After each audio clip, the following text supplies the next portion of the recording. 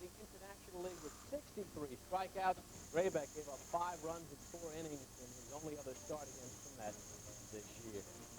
We have the debut of Bill Pulsipher for you this afternoon right here on Sports Channel. It is a glorious day for baseball as we welcome in Fran, Healy, and Ralph Connor. Guys, there's quite a pulse at the ballpark, isn't there? There certainly is, Bob, and the big story here, as you mentioned, at Shea Stadium, the starting pitcher for the New York Mets, Bill Pulsipher, 6-4 on the year in Tidewater, and Ralph, a strikeout pitcher. The key is, can he do it here in the major leagues as far as those strikeouts are concerned? Well, that's why we're playing this ball game today. He's going to find out. Of course, he's got to be pumped up. He's a kind of a flaky type guy. He's a left-hander, I guess, in a way, and I know my major league debut, you really, first of all, you say, man, I finally made it. I got here to the major leagues of my lifetime ambition. Now he says, I got to do something. And the pressure is really on him because this is New York. But at the same time, I think he can handle the pressure. The big question is, does he get the ball in good location? And as we know, the team has been struggling. Everybody hoping Bill Pulsipher can get the Mets started this year, Bob. All right, guys, we're just getting started here in the studio. We're going to take a quick break. When we come back, we'll have the Noble news and notes of the Major League highlights as the Sports Authority game time rolls on. A sunny day at Shea. Lots of fans on hand to see Bill Pulsipher. We have 32 minutes until the first pitch at Shea Stadium. It's time to rewind yesterday's Major League highlights brought to you by Toyota. The Yankees earned an impressive win while the Mets suffered a heartbreaking loss. We'll start at Shea, where the bounce of the ball did not go the Mets' way. Mets and Astros last night. Mr. Baseball, no matter what Bob Uecker tells you, game went to 15, tied at 3. Doug Henry to Brian Hunter. Forget it. Next pitch, Craig Biggio, gone. Mets down 5-3. Mr. Baseball doesn't take well to traveling, but the Mets didn't die that easily. Brett Butler singles by driving in a run. Joe Arcelak scores, followed by Todd Huntley. Ties the game up at 5 apiece. Top of the 16th inning, Jeff Bagwell singles through the middle. 2 runs will come around to score, and the Mets fall in 16 innings, 7-5 the final score. For the New York Mets, their second extra inning game. Brian Hunter, 4 for 7 with a home run. Bobby Jones, 10 innings pitched, 8 hits, and 2 runs. Elsewhere in the National League, Marlins and Phils, the eye of the Hawks squarely on the ball, and he strokes it his 400th career National League home run, just the 11th to reach that milestone. Dawson and company win it by a 2-1 score. Montreal visiting Cincinnati. Reds led at 3-1 in the 8th. Not for long. Moises Alou tags John Smiley for a 2-run dinger, part of a 5-run inning. Father Felipe says baseball been very, very good to us, but not so good for Smiley. 6-3 your final. Braves and Rockies. 6th inning, Ryan Klesko. Well, he beat out Omar Alvarez to the glove side, and Marquise Grissom will score. 2-zip, Atlanta. Glavine pitches the shutout. Gets Vinny Castilla to ground out. 6-4-3. Braves win this one by a 2-0 score. Dodgers and Cubbies scoreless in the 9th. What flavor do you like? We like the home run flavor. For Hojo, Howard Johnson. Home run number 4. Gives the Cubbies win. 2-0. Your final score. Elsewhere, Andy Bennis gets his first win since 1994. San Diego a 12-4 win over Pittsburgh. It was St. Louis 6-5 over San Francisco. Ray Lankford, a 2-run home run, also stole home. Yankees and Indians. Fine dining to be had at Jacobs Field. 3rd inning, Wade Boggs keeps his eye on the pitch, gets the bat head out, doubles into the corner. 2-run score. Yankees with a 2-1 lead. But in the 8th, Sterling Hitchcock on the mound. Omar Vizquel singles through the drawn-in infield. Wayne Kirby scores. We are tied at 2. Top 9, Bernie Williams with the hot bat. Gets it through the left side. Gerald Williams score. Yanks get an insurance run, and they come up with a big 4-2 victory. Bob Wickman gets the win in relief. John Wetland, his 8th save. For Hitchcock, 7 2/3 innings, 6 hits, and 2 runs allowed. Brew Crew in Boston, taking on the Red Sox. 3-3 in the 6th inning. Greg Vaughn singles to left center. Kevin Seitzer scores the winning run. Milwaukee a 4-3 victory. Texas and Toronto. Benji Gill doubles off the wall and right. Mark McLemore and Mike Pagliarulo come across. Rangers pound the Jays 7-3. Your final score in Toronto. Elsewhere in the American League in 13 innings, Kansas City 3-1 over Oakland. Mark McGuire with a big 2-run error in the 13th. 7th straight win for the Royals. Detroit 5-3 over Baltimore. It was Minnesota with a 10-1 win over Seattle. Kirby Puckett with a grand slam. And Chicago and California postponed first rainout in Anaheim since 1988. It's time for this afternoon's News and Notes with Newsday's Marty Noble. So much is being made of the debut of Bill Pulsipher. However, it is just one start. Marty has his own perspective on the prize prospect. Okay, Bob, thanks very much. I think there's a natural tendency to want to compare what Bill Pulsipher is about to do, make his Major League debut, and other debuts from pitchers. You have Tom Seaver. When he pitched here with the Mets, he didn't win his first start. Either did Jerry Kuzman. That had no effect on their career, certainly. Dwight Gooden did. Did that make him a better pitcher? I don't think so. There's a lot of things that go into a career. Certainly the first start is one of them, but it's a very small thing. Carl Spooner pitched for the Brooklyn Dodgers in this city in 1954, and he won his first 2 starts in shutouts. 2 years later, he was nowhere. Luke Krause pitching for the old Kansas City Athletics against the old Los Angeles Angels in 1961. Pitched a 3-hit shutout in his first game. 5 or 6 years later, he was nowhere. So what Pulsipher does today is not going to dictate anything in his career. But what he does today will have some impact, a great deal of impact on his team right now.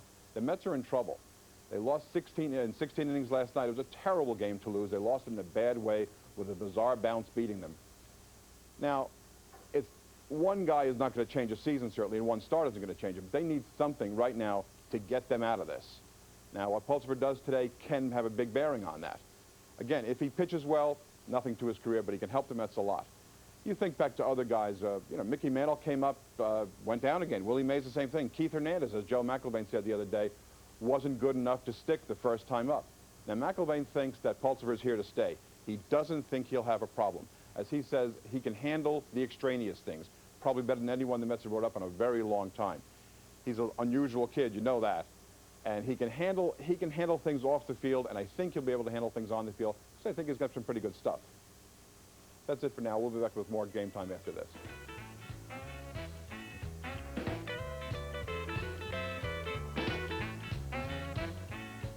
Time is brought to you in part by Starter, who reminds you that players play, teams win. There are 24 minutes until the first pitch between the Mets and Astros. Bill Pulsipher has created an excitement at Shea Stadium as he makes his much-awaited Major League debut.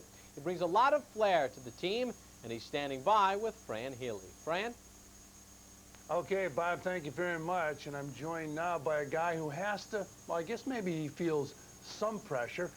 Bill Pulsipher, they've been talking about you now for a couple of years, coming to the major leagues. You're here. Do you feel some pressure? Well, obviously you're going to feel a little bit of pressure. I put a lot of pressure on myself to succeed out on the baseball field, so it's not anything that I don't think I can handle, though. In the minor leagues, were you aware that your name was being bandied about up here in New York? You hear some rumblings of it.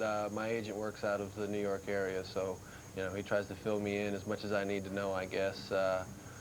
It's good to finally be up here, though. What can we expect from you today? What do you know these hitters? No, I really don't know anything about them, just from watching them on TV.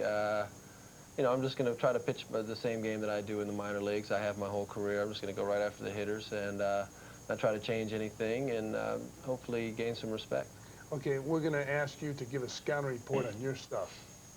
Okay, I consider myself a fastball power type pitcher. I'm not going to blow it by you like a Randy Johnson or anything like that, but at times I can throw the ball by you. I like to think that I've got a good hard breaking ball and a changeup that's come a long way over the last year that still needs some work, but hopefully in the near future will be another plus pitch for me. Now, will management talk to you before this game that you're going to pitch on Saturday? I'm sure that, we might go over a game plan a little bit, try to talk about some of the hitters in their lineup, being this will be the first time that I've seen them. It's not something that you do a whole lot in the minor leagues, but, I've seen some of the hitters in the minor leagues. I see them year after year, so I get to know them. So this will be first, and I'm sure that we'll go over their lineup. Anybody in the lineup you're concerned with? Well, you got to be concerned with Jeff Bagwell. He's struggling right now, and I consider those the most dangerous type of hitter, a guy that's struggling because he can come out of it any time.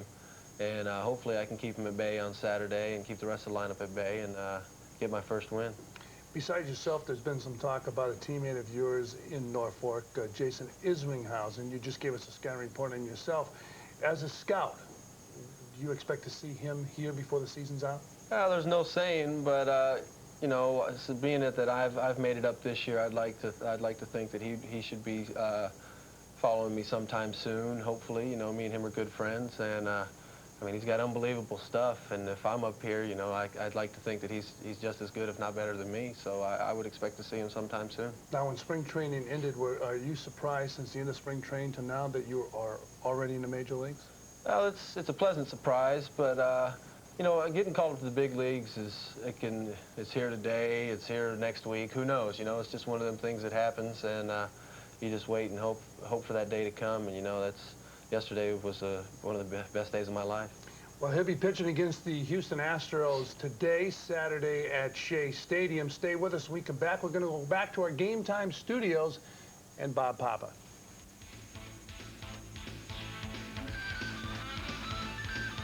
We have 18 minutes until the first pitch at Shea Stadium. Tomorrow we celebrate Father's Day. Every kid has a memory of going to a game with his or her dad. Game Time recently stopped by Shea Stadium and talked to the Mets about some of their special memories with their fathers and the many thanks that they give. You know, it's a special day. You know, speaking from a baseball point of view, he helped me out tremendously. It really is one of the main reasons why I'm here, you know, today. He was always coaching. I was always around his teams. He was always coaching me and working with me and helping me and talking to me, and really helped me learn about the game of baseball, and he's a great influence on me. Well, my dad, he did do a lot for me growing up, you know, with baseball and everything else, molded me into the person I am today. And you know, through baseball, he coached every year for me. He was there for me all the time, taking me to the games, rushing home from work. You know, it really says a lot to me that he took his time out of his busy schedule to show me how to play and to teach me the things I needed about life. And growing up, you know, when you're a young kid, you don't understand parents all the time.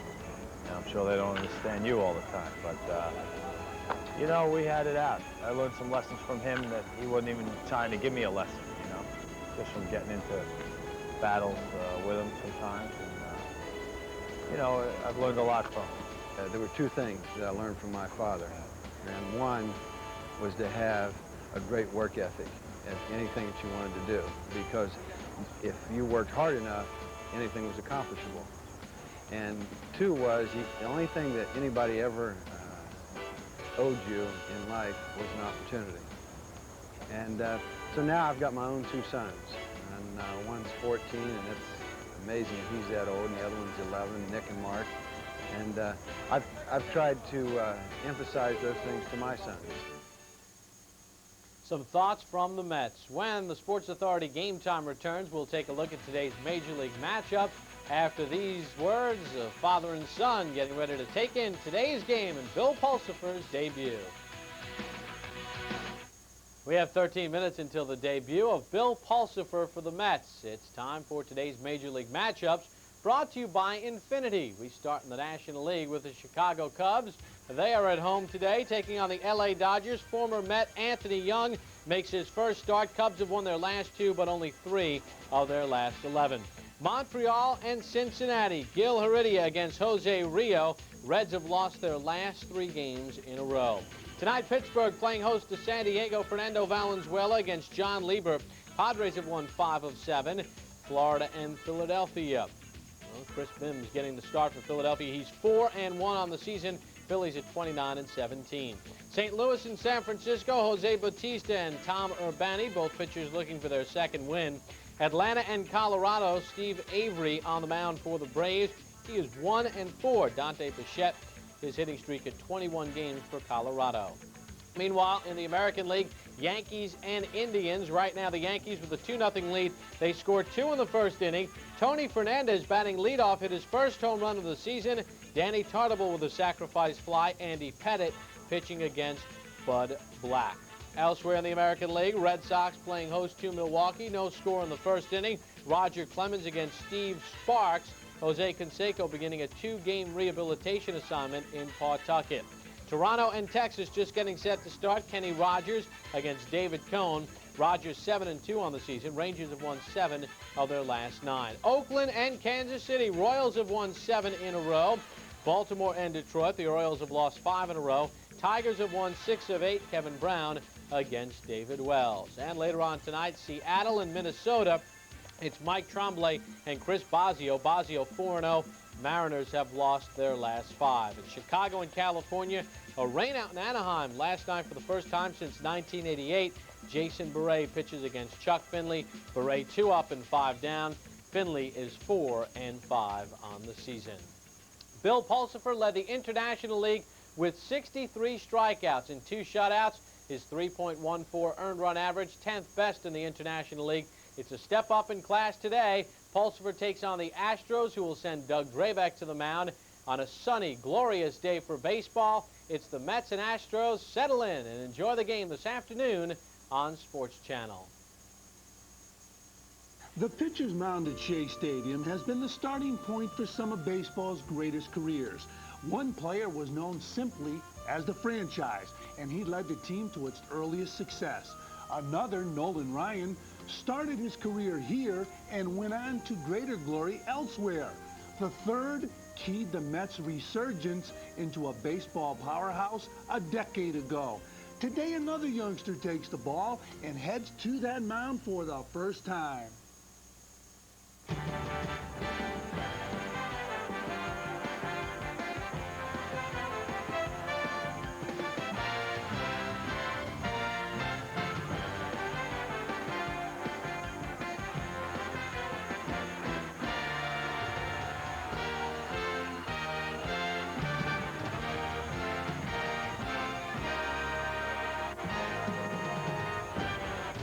It's a gorgeous day at Shea Stadium, an afternoon game for the Mets and the Astros, the second of this 3-game series. And the big story, the focus here at Shea, is on a young left-hander. And there's Bill Pulsipher warming up in the Met bullpen. The story here at Shea Stadium, is this a new beginning for the New York Mets? Hello again, everybody. I'm Fran Healy, along with Ralph Kiner. Rusty Staub will join us a little bit later on. And as I mentioned, the story is Bill Pulsipher. Ralph, he is a kid with good stuff, but is it unfair to focus on him the way we are? No, it's not unfair. Okay. You come here to play, you come here to get to the major leagues, and you got to pay your dues. And if you can meet the challenge, you're right on to great glory, and it's a wonderful way to make a living. And he's no different than anybody else.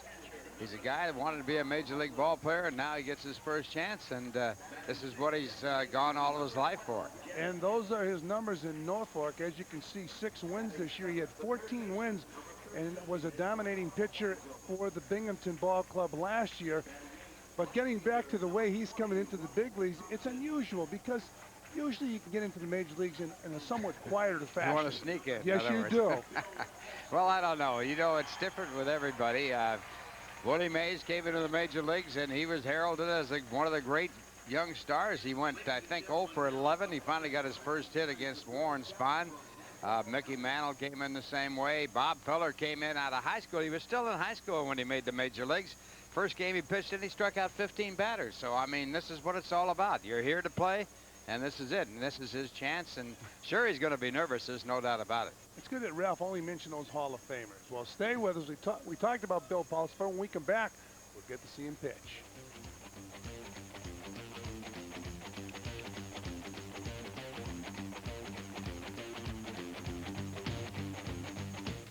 New York Mets baseball is brought to you by Coors Light.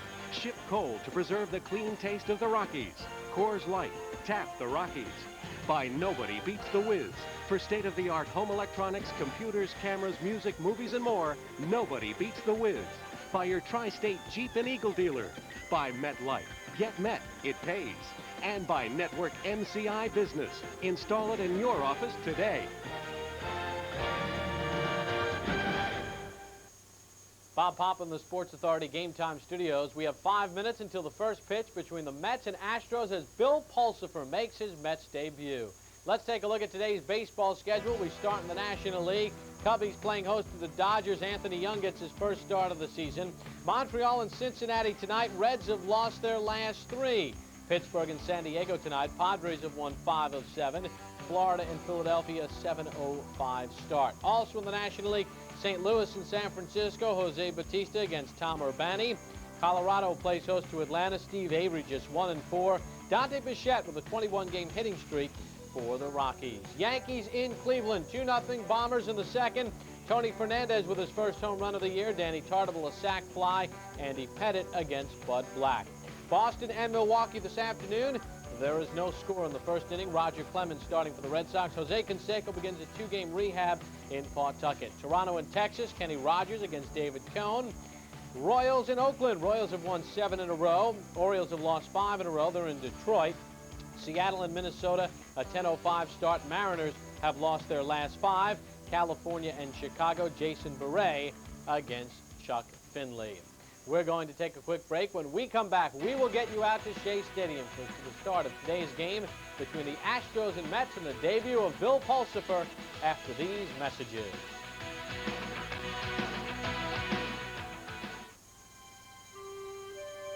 When I watch a game, I always feel like I'm seeing a Shakespearean play unfold. Only unlike fiction, you never know the ending. And I think that's what's so great, especially about the Mets. The Mets seem to do that. They seem to rewrite the predictable ending more than any other team, and that's what makes them so exciting to follow.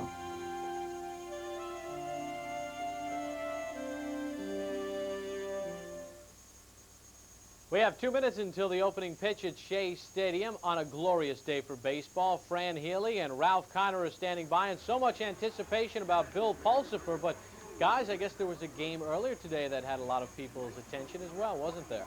Absolutely, Bob. They had some baseball here at 11 o'clock this morning.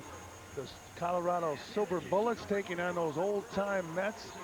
Missy Coombs was on a pregame show here the other day, throwing the ball very well, featuring a good fastball. Now watch Steve Henderson. Swung on and missed. There's a strike. And Missy Coombs jogged off the field. There were brushback pitches in the game. It was a terrific game. If you miss it, it's unfortunate for you. Now, Sports Channel will bring to you the Mets and the, and the Astros. We have a monitor up here. Somebody was swimming on it. As we look at the lineup for the Houston Astros, brought to you by your Tri-State Ford dealers. Leading off for the Astros is Brian Hunter. He's followed by Greg Shipley and then Jeff Bagwell. The middle three, Derek Bell, Luis Gonzalez, and Phil Nevin. Nevin, an interesting story. We'll get into that later on. The bottom three are Lando Miller, Scott Service, and then Doug Drabek. And the pitching stats are brought to you by starter, and it's Bill Pulsipher on the mound for the New York Mets. At Norfolk, he was 6-4 with an earned run average at 3.14.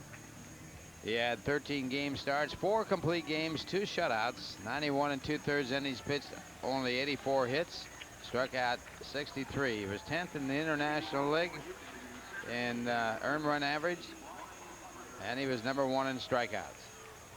And the defense is brought to you by the United States Postal Service. It's Bronya, Kenta, Vizcaíno, and Alfonso in the infield. Left to right in the outfield, Bonilla, Butler, and Thompson. Stinnett behind the plate. Bill Pulsipher's first major league pitch, way inside, ball 1. So Pulsipher with a 1-0 count on a good player. Brian Hunter, young player with the Astros, who can fly. Some people feel he's faster than Deion Sanders. Runs a little bit like Willie Davis. I had a talk with Larry Durker, who does the broadcasting for the Houston Astros. Very high on this guy.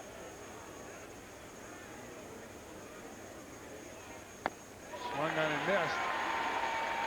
2-1. Hunter batting .273, 1 home run, 5 RBIs. Hit his first home run in the major leagues last night. If you're wondering about Brian Hunter, he's not the Brian Hunter that played for the Atlanta Braves. Pulsipher with a nasty pitch right there. 2-2.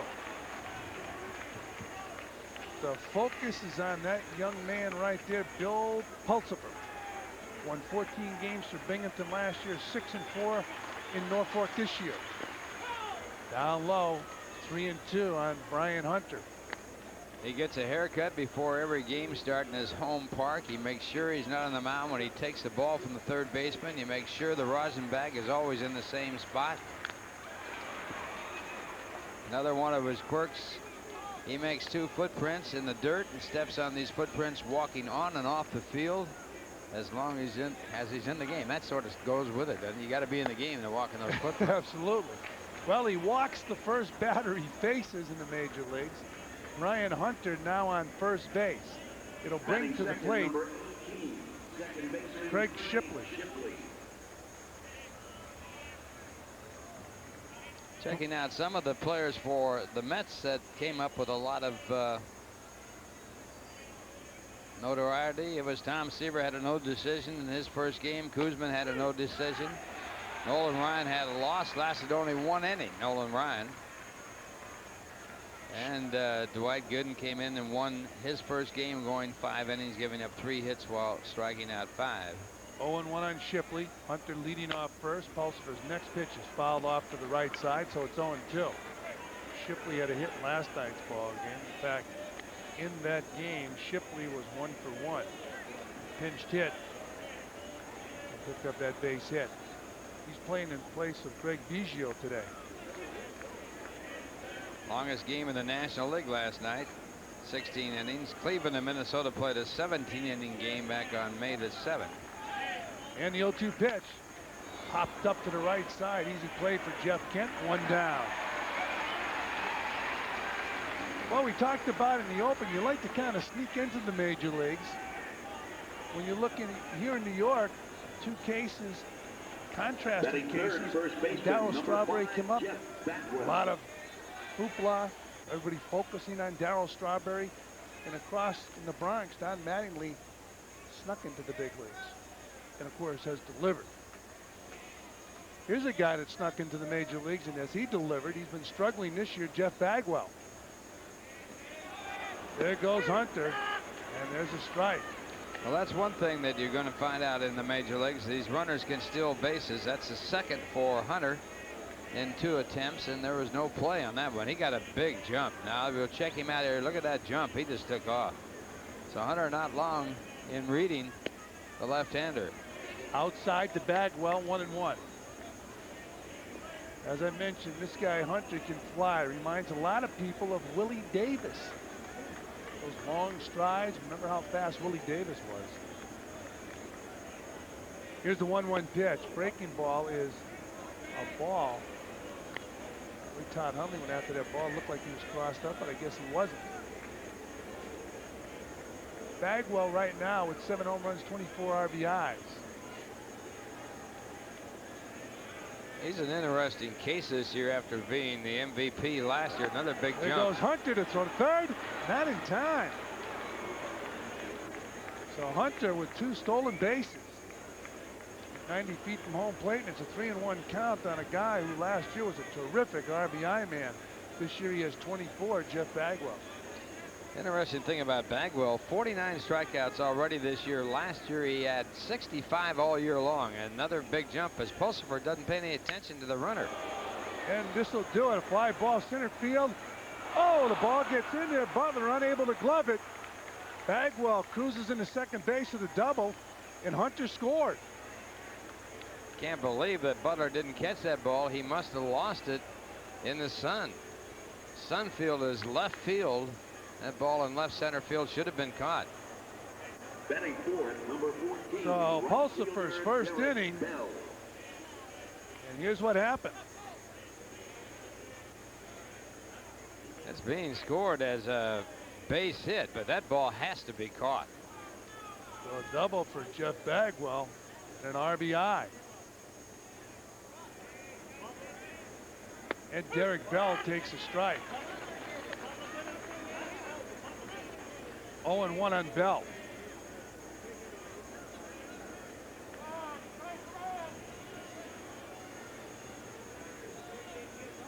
Pulsifer looking in for the sign from Todd Hundley. Here's the 0-1 pitch to Bell. He fouls the ball out of play.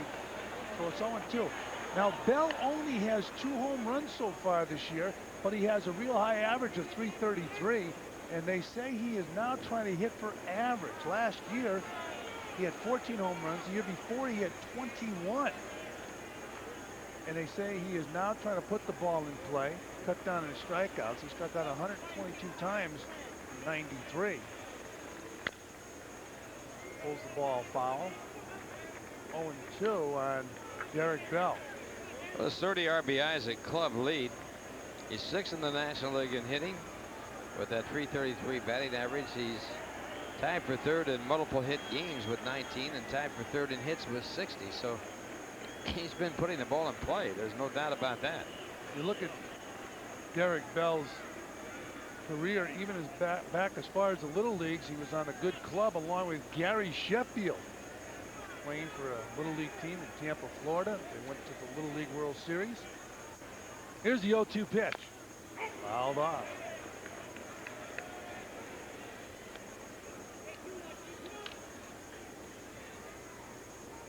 Pulsifer is being clocked at 89 and 90 miles per hour. Jeff Bagwell leading off second base. 1-0, the Astros on top of the Mets. The debut of Bill Pulsifer, and Pulsifer misses down low. 1-2. Here in New York, all over the New York newspapers all week. Bill Pulsifer. Our pregame show pretty much dedicated. Bill Pulsifer. He's wearing a pretty famous number right there, 21. Warren Spahn with that number. More wins than any left-handed pitcher in Major League history. Down and in. 2-2. Warren really never got to the Major Leagues until after World War II, and he was 27 when he got into the Major Leagues. He still won more games than any left-hand pitcher. 2-2 pitch right back up the middle. Kent gloves it over to first. Not in time. So Derek Bell with an infield hit. The Astros now have runners on first and third with one out here in the first inning. Batting fifth, number 26, left fielder Luis. Well, this ball hit right back through the middle. Pulsifer stabs at it with his bare hand. Ken over and back the bag, unable to get the out at first base. So even though he's behind in this ball game 1-0 and has runners at first and third with one out, he should really be out of this inning. Ball should have been caught in center, and that should have been turned into an out. Absolutely. Runners on the corners now. One out. Luis Gonzalez, the batter, batting .244. Gonzalez takes ball one. He'll be followed by Phil Nevin, highly touted #1 draft pick for the Astros a couple years ago. And a 1-0 pitch outside, 2-0.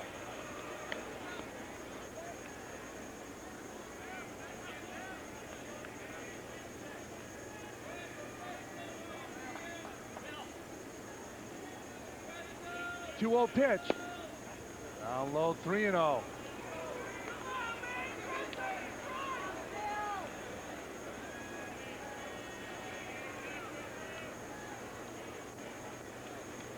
So 3-0 on Luis Gonzalez. There's a strike, 3-1. Saw in the press room today the director of minor league operations, Steve Phillips, on hand for the debut of Bill Pulsifer.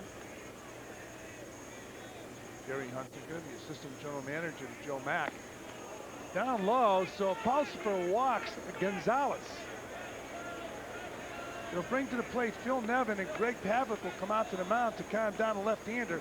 Pulsifer was quoted as saying that the first inning is going to be very important to him, and it certainly is so far. As Ralph said, though, he should be out of the inning. You look at Bill Pulsifer and you look at the kid at home plate, Phil Nevin. Both of them approached spring training this year with the same attitude. They got to spring training with their respective teams, and they voiced their opinion about the replacement players. And if you look at it closely, you see how the two organizations handled it differently. The Mets talked to Bill Pulsifer, said he didn't want to play with replacement players, but they still stayed with him, and he was able to have a spring training, get in shape, and was penciled in Norfolk. Phil Nevin showed up in spring training with the Astros and ripped the replacement players, wouldn't play in the games with them, he went home. Spring training resumed with the regular players. They did not invite him to the Major League camp. The Astros didn't. As Nevin takes inside 1-0, sent them immediately to the minor leagues. It's amazing the contrast in styles, how the two organizations handled that situation. And in my opinion, this kid, Nevin, is still in the doghouse with the Astros, although Bob Watson said he's not. Up high, 2-0. Played at Tucson and hit .291 with 7 home runs and 38 runs batted in 53 games. And he was the #1 player signed out of Cal State Fullerton. Cal State Fullerton, the College World Series champions this year.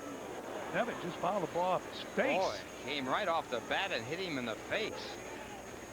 Wow, I've never seen that. Wow. He really got conked by that ball. I've seen balls fouled off on check swings that hit you in the face. That was a full swing, and that ball came off the bat and hit him in the face. Yeah, I've never seen that. Looked like it got him right above the eye. Usually it ricochets off something.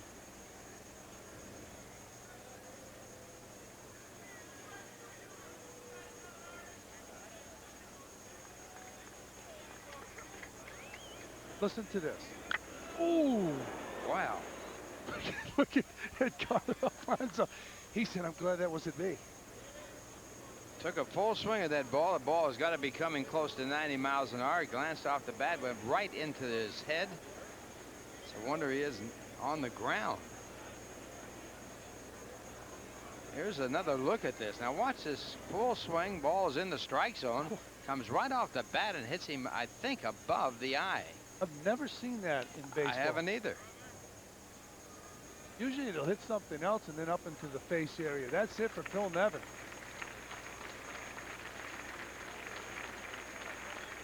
Highly touted #1 draft pick for the Houston Astros, but has been embroiled in controversy with the ball club, especially since the replacement player showed up in spring training.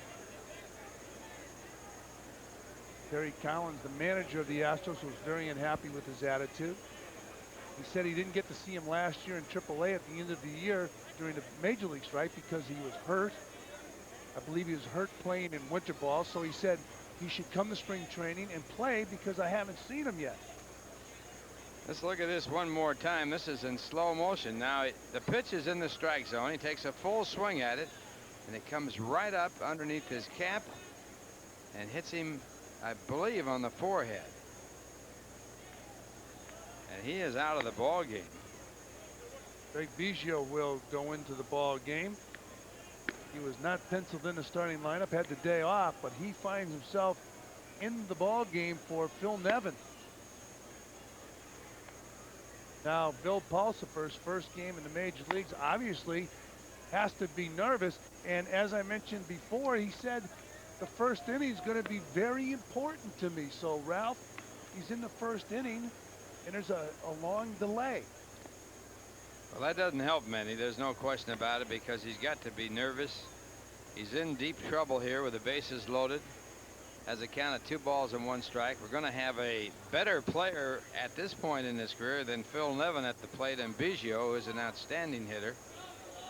So this is not a plus for him in any way. Replacing Phil Nevin and continuing the at-bat. So this is a great at-bat. Biggio. Greg Biggio will now come out and bat for Phil Nevin.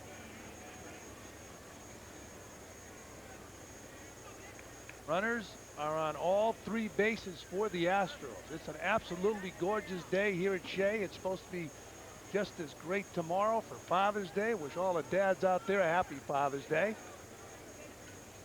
Ralph, happy Father's Day to you. We won't see you tomorrow. That is true.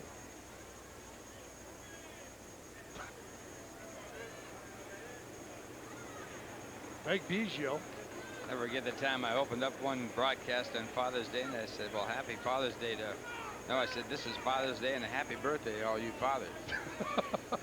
Well, there were some out there who were having birthdays. That's exactly right. I mean, it wasn't all wrong. You had all the bases covered. Hundley going out to talk to Pulsipher. Greg Biggio batting .266, 6 home runs, 23 RBIs, 30 pitches so far today. Kid that young can pitch all day and all night, Ralph. True. Although you're the type of guy that doesn't want the pitchers to throw too much. That's Rusty. I had you two mixed up. Rusty's always taking care of pitchers. Here's the 2-1 pitch. Outside, it's 3-1 now on Craig Biggio, who's batting for Phil Nevin. What else is going to happen in this inning? He won't forget his debut. No, he won't. Trying to relax. Deep breath. 3-1 pitch. Old foul. 3-2. Biggio last year leading the National League in stolen bases. That was a surprise for everybody. Certainly was. Biggio's very proud of that fact. I had a long conversation with him in Houston about it. And a 3-2 pitch. Pulled foul. Biggio with great speed. I'll bet it's the first time in the history of the game that a catcher moved to second base and led the league in stolen bases. Not many coaches ever moved to second base. They moved to third or moved to first or moved to the outfield, but not to second base. Permanently. Fouled off. Biggio moved from catching to second base permanently. I bet he's the first guy in the history of baseball to do it. And what a smooth transition. He was helped by Matt Galante, who's the third base coach, also the infield instructor with the Astros. There's Matty. First catcher to play in the All-Star game as a catcher, and also the moving to second base. First one to ever do that. Terrific player.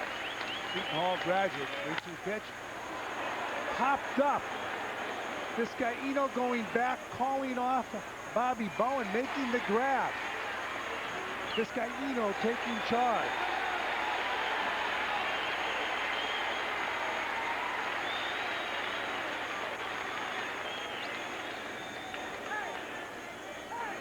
But he gets the ball over on the 3-2 pitch 3 straight times, and on the third time he gets the ball popped up, and Vizcaíno makes the catch. That's a big plus right there for Pulsifer.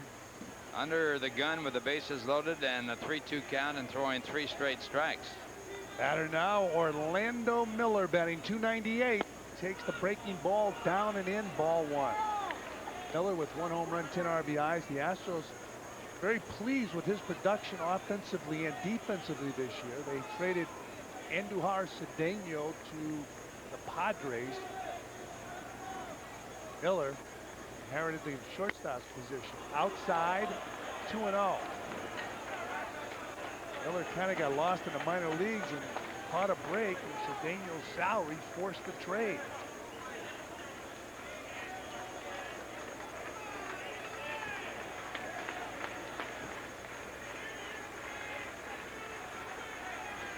And the 2-0 pitch. Outside, 3-0. Oh, he's really got himself in a jam. Dallas Green looking on. They asked Dallas if he remembered his first game. He said, yeah, I played against, I pitched against the Cubs, gave up a home run to Banks and Santo. Ball 4, tough walk right there. So Miller walks, forces in a run. Now 2-0 Astros. Base is still loaded. Bring to the plate the catcher, Scott Service.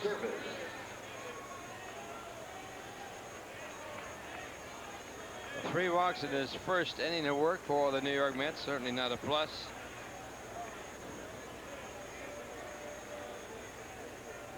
There has not been a ball hit very hard against him.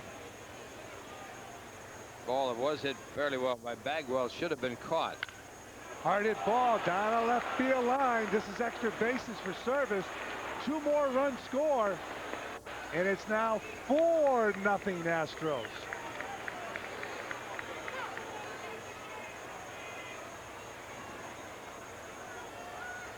Season first started, Service was struggling, but he's been coming on lately. And Pulsifer Number 15, has to be saying, what's going on? Now this ball was hit hard right by the third baseman Alfonso, and now Houston jumping out to a 4-0 lead. So a tough start for Bill Pulsifer in his major league debut. And Doug Drabick swings through a fastball, strike one. The Astros now with runners on second and third and 2 men out here in the first inning. It's 4-zip Houston. Up high, 1-1.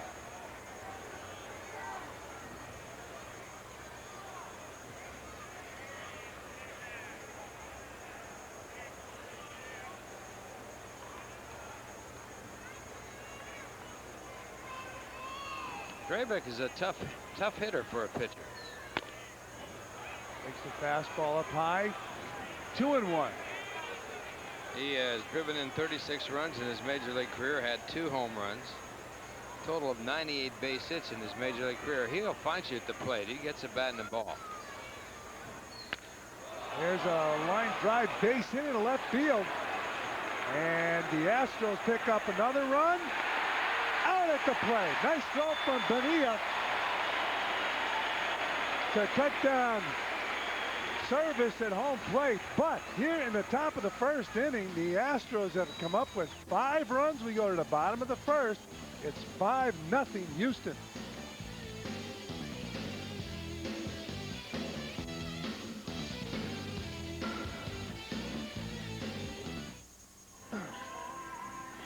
Oh, back here at Shea Stadium, you just tuned in to see Bill Pulsipher's debut. There's a story. We go to the bottom of the first inning. It was a tough top of the first for the left-hander. And we'll take a look at the Met lineup. It's catch-up baseball here for that lineup, brought to you by your Jeep Eagle dealer.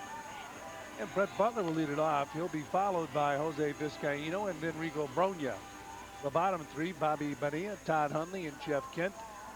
And I should say the middle 3, Bobby Bonilla, Todd Hundley, and Jeff Kent. The bottom 3, Edgardo Alfonso, Ryan Thompson, and Bill Pulsipher. And the pitching stats of Doug Drabick, brought to you by Starter. He's 2-4 in the year. One of his losses to the Mets, an earned run average of 4.47. This will be his 11th game start. He has pitched 1 complete game, and the opposition hitting .271 against him. He's a crafty veteran. His staple pitch is his curveball. A good fastball, moves the ball, gets good ball movement on it. And the first pitch to Brett Butler, he squares the bunt, takes that curveball for a strike, 0-1. When I see a curveball first pitch from a pitcher, think of Ed Figueroa. Every time he started a game, threw a curveball first pitch, never threw a fastball. That's amazing too, but Drabick with great control throws a lot of breaking balls. And a bunted ball, Drabick to first, and they get Butler. 1 down. Batting second, Tough start for the shortstop, left-hander. number 15, Jose Vizcaino. Astros getting 5 runs in the first inning. He didn't get any help defensively. No, that's one thing, but he did hurt his cause with 3 walks. Started off in the first inning. If you just tuned in with the walk for Brian Hunter, he stole second and stole third. Craig Shipley popped Jeff Kent at second. As Vizcaino squared the bunt, takes a strike. Jeff Bagwell then drove Hunter in with a double to center field. The ball should have been caught by Brett Butler. Then Derek Bell had an infield hit. Luis Gonzalez walked. Vizcaino takes down and in. Orlando Miller also walked in the first inning. Scott Service doubled, Pick drove in 2 runs. So altogether, the Astros scored 5 runs. Doug Drabick driving in a run. The Astros batted around against Phil Pulsipher in his Major League debut. 1-2 now on Vizcaino.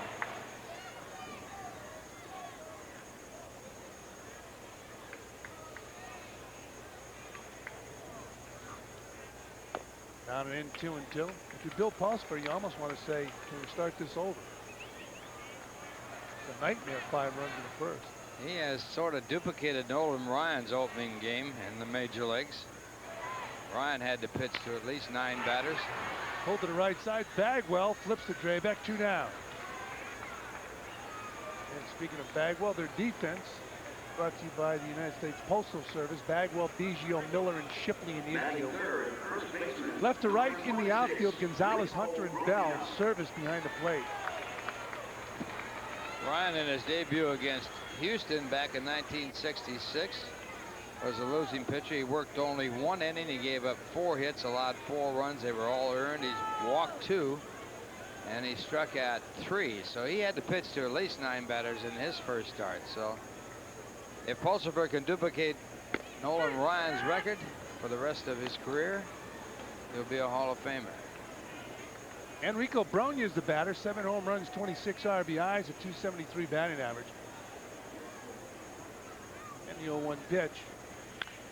Bronya pops it up over by the Astros dugout and out of play. Our afternoon, the finale of this 3-game series.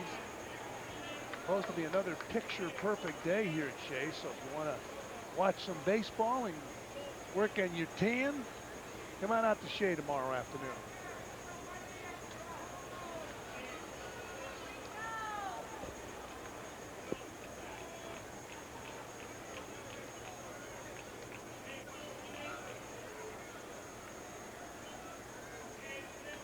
And the 0-2 pitch. Swung and a miss. Strike 3. So Bronya goes down. So do the Mets quietly here in the first. We've played 1. As Bill Pulsipher makes it back to the mound. 5-0 Astros.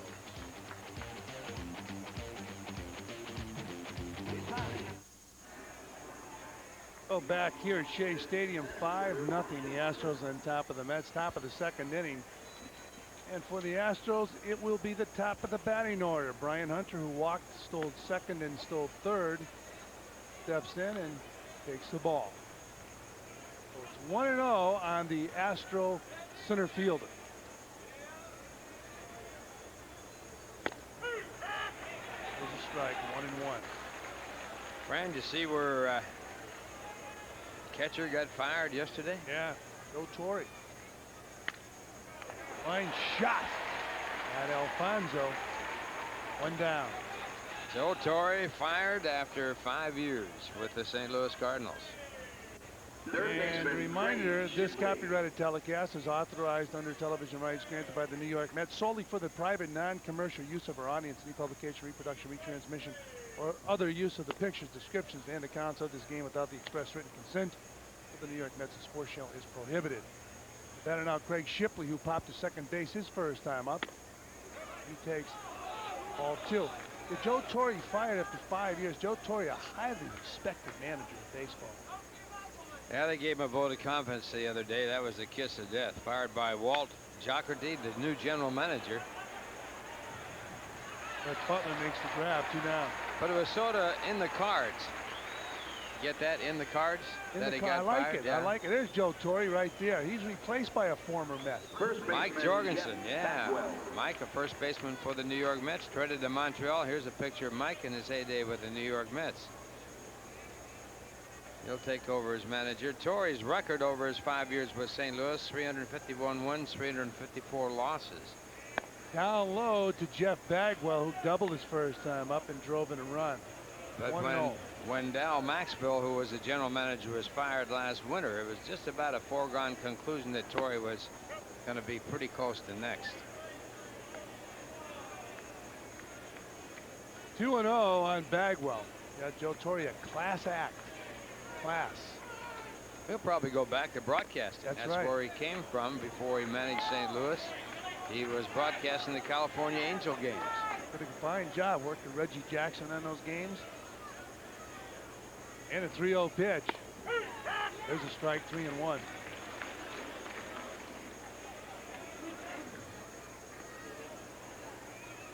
It's amazing how at one time, if you had a good reputation as a manager, you could last a long time. It's inside the Bagwell, so he'll walk. Today, you got to win. Reputations mean nothing. You think Gene Mark would have lasted 20 years on reputation? Today? No, he wouldn't have. Although he was one of the brilliant managers. Well, I mean, Joe Torre's a brilliant manager also. And a winner. Joe's been a winner. That's the old saying, I'm with you win or tie. You're gone if you lose. Tough job then managing unless you're in Los Angeles with the Dodgers. Outside, 1-0 on Derek Bell. Take a look at the Chrysler League leaders because of Derek Bell. Hits in the National League. Dante Bichette having a terrific season, leading the pack. 1-1 on Bell. Yeah, the Dodgers with 2 managers over the last, what, I guess about 30-some years. And they've had some championships under those guys, and they've also ended up in last place or close to last as Derek Bell takes up high. Well, the Dodgers have had 2 managers. The Yankees have had 24. Incredible. That's making a farce of the game right there. Right up the middle. Vizcaíno flipping second base for the force. That'll do it for the Astros. They strand a runner, fail to score. We played 1.5. It's 5-zip. Houston. Mets baseball is brought to you in part by your local Chrysler Plymouth dealer. There's the score as we go to the bottom of the second inning. You're looking at Bill Pulsipher. Bill Pulsipher in the dugout. Bobby Bonilla steps in and takes a strike. How about this? This is my very first game. Please 1-1 for me. Bill Pulsipher, I think, put that sign together. Down low, 1-1. Bonilla's stats. Mets need runs. Mets gave up 5 runs in the first inning. They trail 5-zip here in the bottom of the second. Fouled off. 1-2.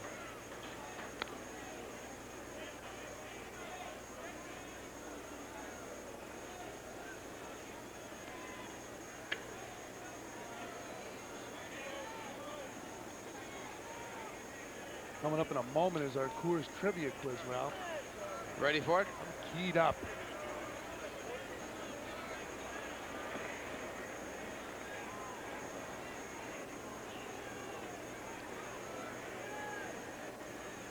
And the 1-2 pitch to Bobby Ball. He drives this ball at deep center field. Over the head of Brian Hunter. Bonilla heading to second. He's rounding second. Strong throw. Triple.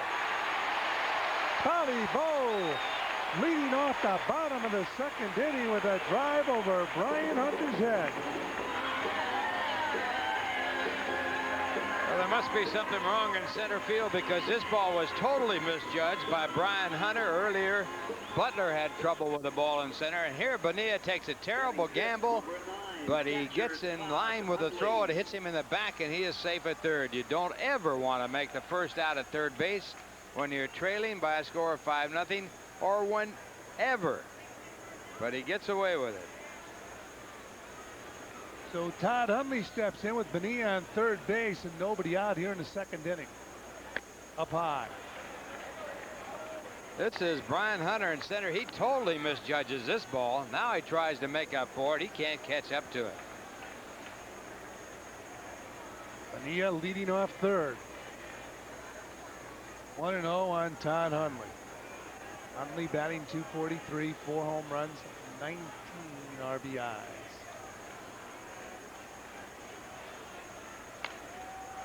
He gets jammed and the ball drifts into the crowd, not a play.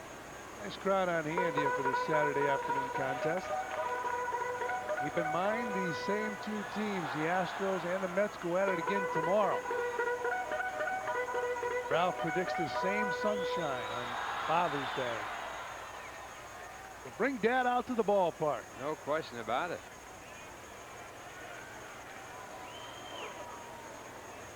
And the 1-1 pitch. Fouled off. 1-2. Well, right here, with the infield playing back, they're giving up the run. And it's up to Hundley to make contact. Just got to put the bat in the ball here.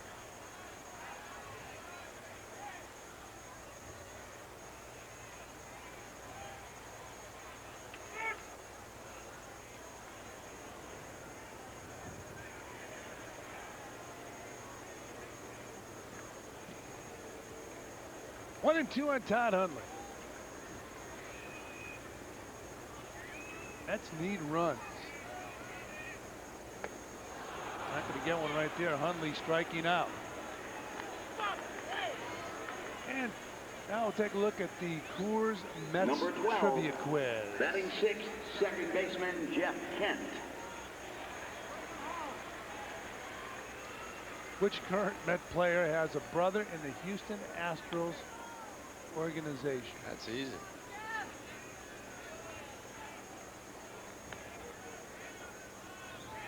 First of all, you got to figure out who has a brother.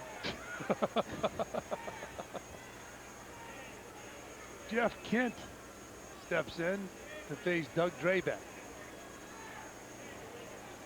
7 home runs, 17 RBIs. But the fellow that has a brother. Line drive. Extra bases for Kent. So Bonilla scores. It's now 5-1, and Jeff Kent is on second base with a double.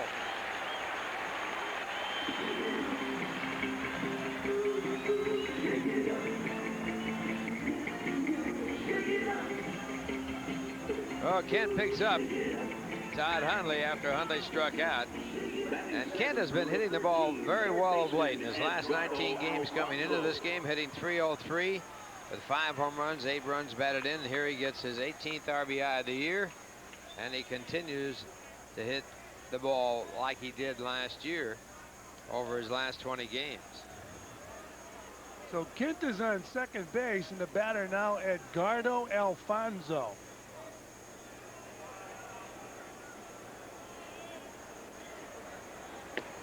Alfonso takes outside ball 1. He became the 103rd baseman in team history when he started at Montreal back on May 2nd.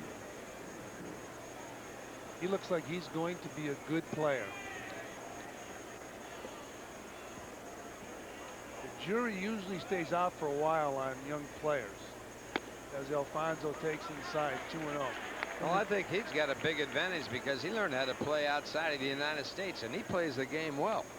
He knows how to play. He makes the right moves. He knows where he is in the ball game, and he's just a young player. How can you rip the United States, Mel? A man that served his country brilliantly. We got too many little league coaches that don't know anything about baseball. Now you're ripping the little league coaches. There's a foul ball out of play. Did you have a bad night last night? Jeez. Well, in Latin America, they start playing baseball at a very young age. They see the curveball at a very young age. They learn how to hit the ball the other way at a very young age. That's why most of your Latin American players use the whole field. 5-1, the Astros on top of the Mets. Matt Galante had an interesting statement about some of the shortstops that come out of Latin America as Alfonso takes down low. It's 3-1. Matty thought that Tony Fernandez has become the hero of a lot of young Latin American shortstops, so they're very, very colorful shortstops rather than being conservative, catching the ball, getting across the infield. They're flamboyant, and he thinks it hurts some of these guys to emulate Tony Fernandez because Fernandez had been in a league of his own. 3-1 pitch. Line drive. Base hit. Extra bases for Alfonso. Kid scores. Alfonso looking for 3. And he's on his way. And he's got a triple. It's now 5-2 Astros.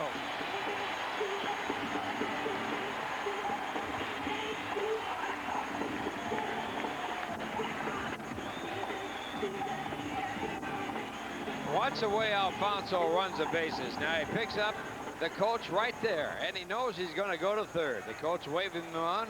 Another example of knowing how to play. That's right. He can play. In fact, Jerry Hunsaker told me when Alfonso joined the Mets organization, he was 18 years old. He was developed beyond his years as far as baseball was concerned, and still is. And a great example is he went from Binghamton AA baseball to the major league. That's a good example, and he knows how to do it. And the batter now, Brian Thompson. Ryan batting .339, 3 home runs, 8 RBIs.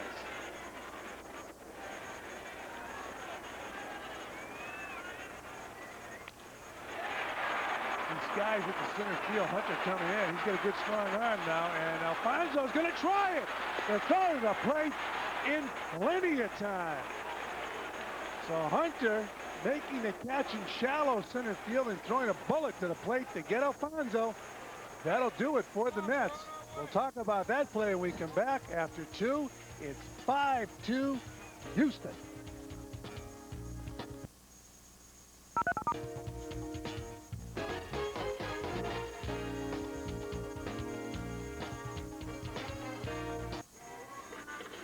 Oh, back here at Shea Stadium, 5-2. Astros on top of the Mets. And Ralph, the last out of the inning.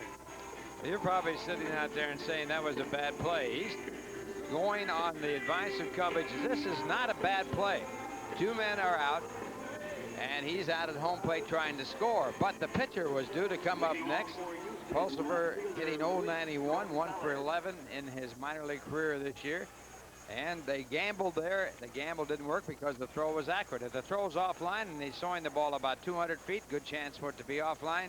The Mets could steal another run, but it didn't work. And we go to the top of the 3rd. And Luis Gonzalez leads it off. He'll be followed by Craig Biggio and then Orlando Miller. Gonzalez just took the ball. I liked your explanation, Ralph. Plus, that means we were right. We were talking before. You got to cover your tracks. Huh? We hate to be wrong. Now, there's no question about that being worth the gamble. That's right. It was worth the gamble. Fouled out of play, 1-1.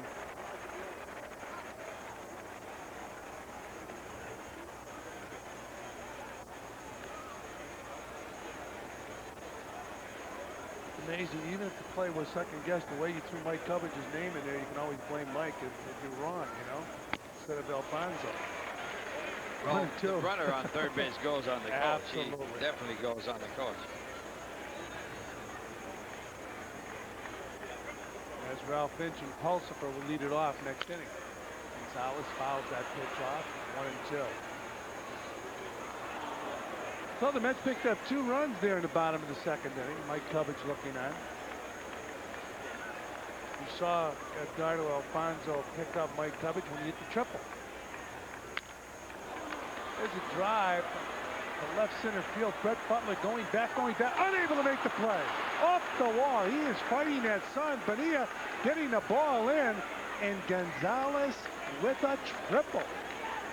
2 balls that Brett Butler ordinarily catches. And the Sun is winning the day. Ryan Hunter fought the Sun on Bonilla's triple. He's got the glasses down. You can see there. He checks where the fence is. The ball carries over the top, and it will go as a 3-base hit. So the Sun here at Shea, always very tough, and winning again. Greg Biggio steps in. He popped out his first time up. He wasn't in the starting lineup, but had to come into the game because Bill Nevin, who started at third base, hit a foul tip off his bat. It went right up and hit his head, and he had to leave the ball game. It hit him in the right temple. He's day-to-day with a mild concussion. Vizcaíno gloves it. Cabronia, 1 down. And the answer to our Coors Mets trivia quiz. The question once again, which current Met player has a brother in the Houston Astros organization? And the second letter in his last name is an L. Dave Malecki's brother Doug plays for Jackson. Second letter. There's a strike to Orlando Miller, who walked and came around to score. Kevin Meininger works in those quizzes long and hard, doesn't he, Ralph? And the 0-1 did. It's a chopper to short. The play to plate. Got him!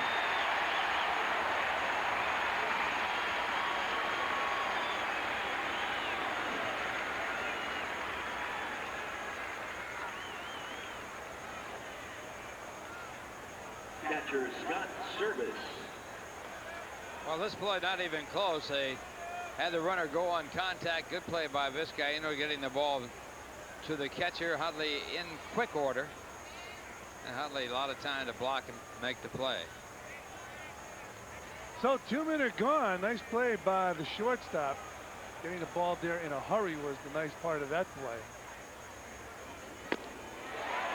Scott Service, who doubled and drove in 2 runs, swings to a fastball. 0-1 on Service.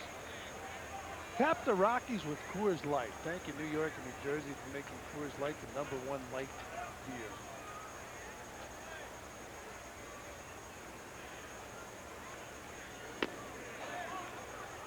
The ball 1-1. Would you put the runner on first in motion?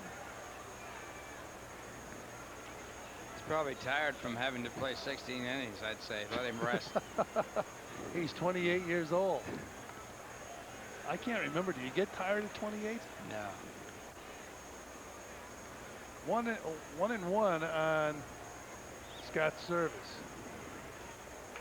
This was an important road trip for Scott's service. The Astros were losing patience with his ineffectiveness with the bat in his hand. 1-2. Bob Watson, the general manager, traveling with the club. Matty Galante, graduate of St. John's University, not far from Shea Stadium. Matty flashing the signs.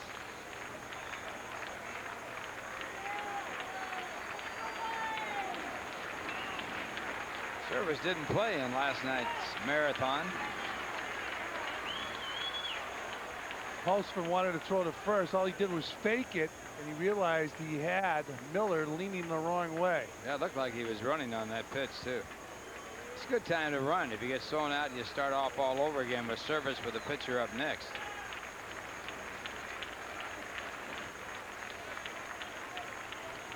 Pulsford wanted to see what was cooking. Had 2 stolen bases against him in the first inning that went uncontested. Ryan Hunter stole second and then third. 1-2 on Scott's service. Foul back. So we'll do it again.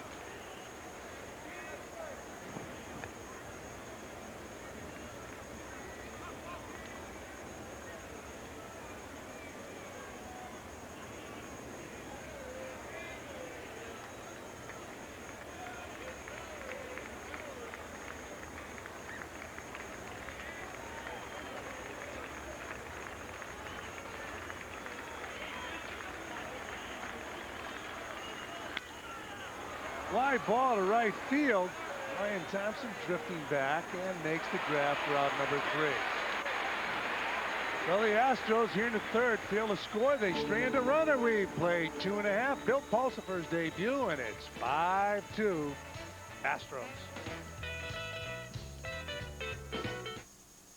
Bob Pop in the Sports Authority Game Time Studio. This update brought to you by MetLife. Ball jumping out of the park in Cleveland. 3-2 Yankees in the fourth. New York native Manny Ramirez, a 2-run home run off Andy Pettit.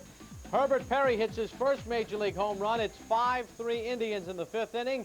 Back to Fran Healy and Ralph Kiner at Shea Stadium. All right, Bob Ramirez, the native New Yorker, starting to swing the bat very well for the Cleveland Indians. He was real hot early in the year. Those Indians are a tough club. Certainly are that. Although the Yankees winning last night's ball game and doing the job again today. Cleveland leading Kansas City by 6 games. And Bill Pulsipher steps to the plate to face Doug Drabeck. He takes down low, ball 1. When we had Bill Pulsipher on our spring training report from Port St. Lucie, he had long hair, about 3 earrings. Now he has cut it all off. Can't wear the earrings on the field under Dallas Green.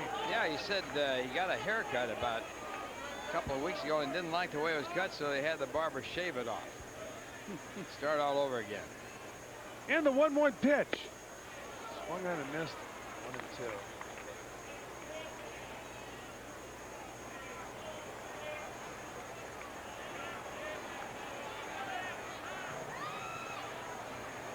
Breaking ball down low. 2 balls and 2 strikes. Bill Pulsipher, his first Major League ball game. Fans here in New York have been reading and hearing a lot about him. There's the ball to the right side. Shipley. I should say Biggio at second base. Flips over to Bagwell. 1 down. Shipley now playing third base since Bill Nevin had to leave the ball game with a slight concussion.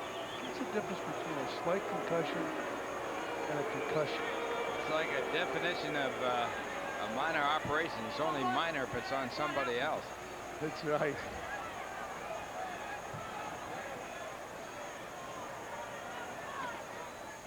else we're talking about is at bat. As Brett Butler steps in, Mets need runs. They trail by 3 here in the bottom of the 3rd. Butler takes up high, a 1-0.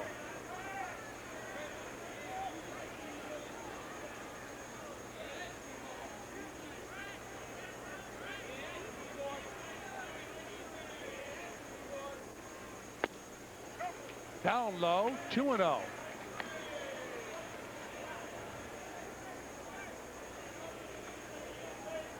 Drayback, lifetime against the Mets, 10 wins, 8 losses. He's worked an awful lot of games against the Mets, most of them with the Pittsburgh Pirates.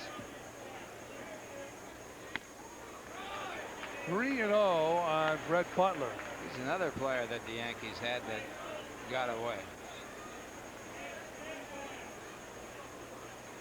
I remember Lou Piniella did not want to trade him, said he was a bulldog on the mound and would go on to have a fine career, and he has.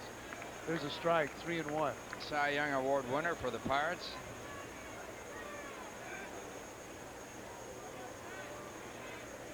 (1990) 22-6.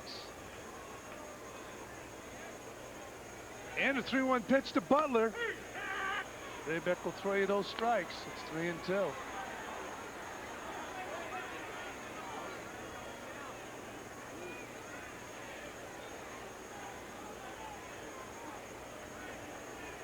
Drayback originally signed with the White Sox and was acquired by the Yankees. Foul tipped into Service's glove. 2 gone.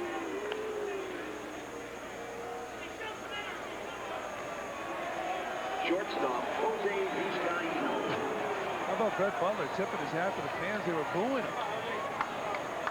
And of course, that's just frustration on Brett's part. He is frustrated. He has never really gone through a start like he's had for the New York Mets. And Jose Vizcaíno steps in and takes the ball.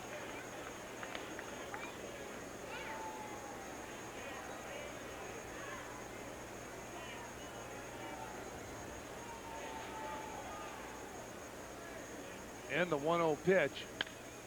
Ground ball in the hole, base hit. So Vizcaíno picking up his first hit of the game. And it'll bring to the plate Rico Brogna. First baseman Brody Rico right here, Brogna. chance to put the Mets back in this ball game. Had a tough night last night, 0 for 7. His first time up in this game, he struck out. His 39th strikeout. He's tied for the club league with Jeff Kent. And when you look at his swing, it's deceiving. I mean, you just don't think this guy's going to strike out that much. It's amazing because he doesn't play that much against left-hand pitching, and that's the tough side. That's need runs. Brogna hits a rocket into the stands. Wow.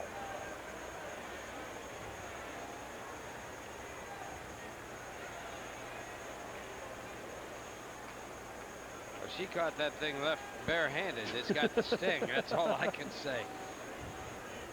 If she caught that ball, they should sign her up. She could play with the girls team that played out here. Silver Bullets, Colorado Silver Bullets did the job today, although they did lose. They lost to those old-time Mets. 0-1 on Rico Brogna. Outside 1-1. A couple vice presidents with the Mets played in that game with the old-timers. Dave Howard, I saw him strike out. He won't live that one down. He'll be avoiding us for weeks.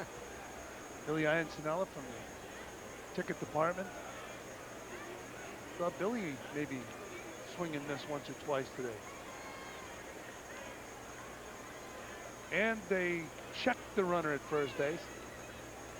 Ed Charles still looking good on the field. The glider. Art Shamsky. You know, it's amazing when you watch those guys. They still go at it with the same stance, same swing. You could tell without a scorecard. All have the same mannerisms they have when they played. I asked Rusty why he wasn't playing. He said, "Do you see stupid printed on my forehead?" That's a only can lose situation. You strike out, never live it down. Those women can play baseball.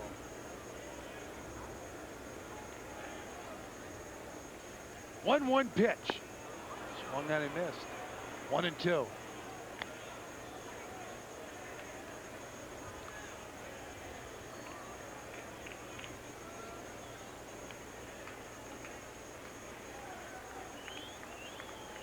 Drayback pitching in his hometown.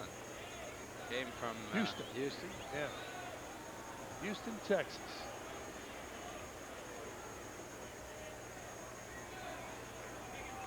Greg Swindell, another guy from the great state of Texas. Drayton McLean went out and bought the ball club from John McMullen. Let's invest some money. John wasn't spending enough, so they invested some money. They didn't win. He said, let's cut the payroll. Here's the 1-2 pitch. Fouled off. Told Bob Watson he wanted that payroll sliced. He made a 12-player trade. Because of that payroll. That's right. Man, he didn't slice it, he amputated it. That's right. I mean, there was a 12-player trade right after that notice from the president and owner. There's John McMullen, who owns the New Jersey Devils. Remember, he was criticized severely for trading Glenn Davis, bringing up young players. 1-2 pitch outside to his close personal advisor, Mr. Yogi Berra. Yogi, a class act. Yogi, still a very close friend of John. Hope he's not advising him on the Devils.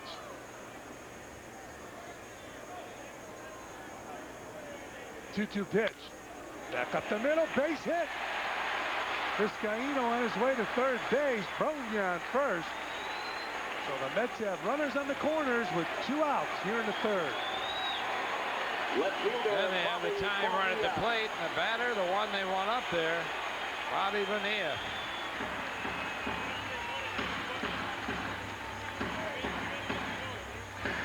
Well, this is what Bobby Bo is being paid for.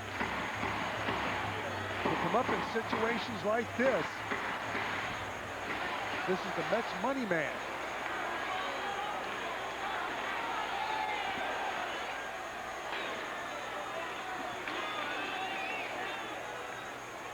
Leads the club in home runs with 9.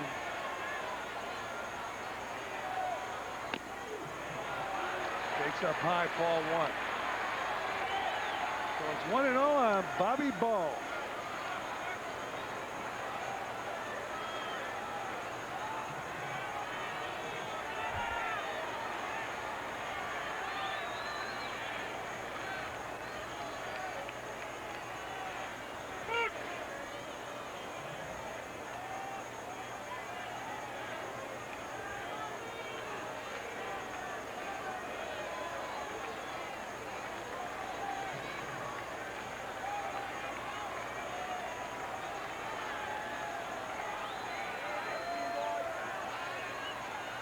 Pitch way inside.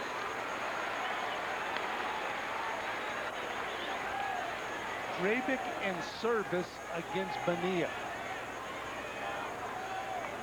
Who do you think calls the pitches? I would say service, but he would defer to Drabic, but whatever Drabic wants to throw. Absolutely. Drabic, the crafty veteran, 2-0 pitch. Bonilla hits a high fly ball.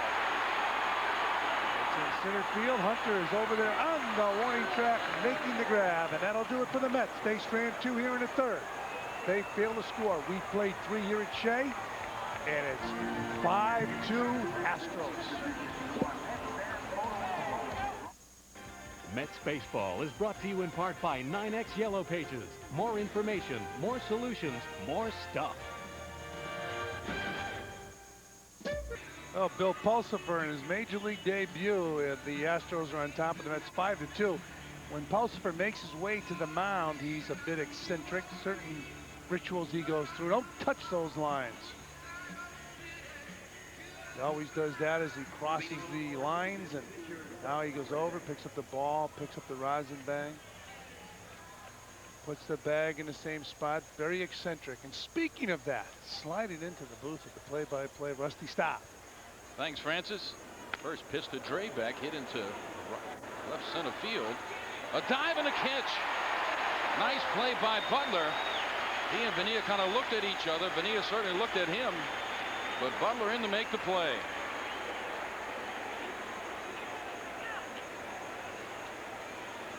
Take a look at our MCI proof positive replay. How about that MCI just ready for great plays? Here's the looper into shallow left center field. And look at Butler go. Yes! Makes the dive, makes the catch. So congratulations for our MCI proof positive play of the game. Brian Hunter, the hitter.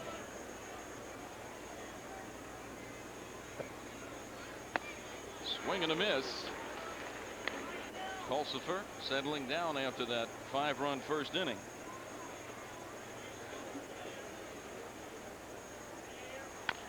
Chopper up the middle. Vizcaíno.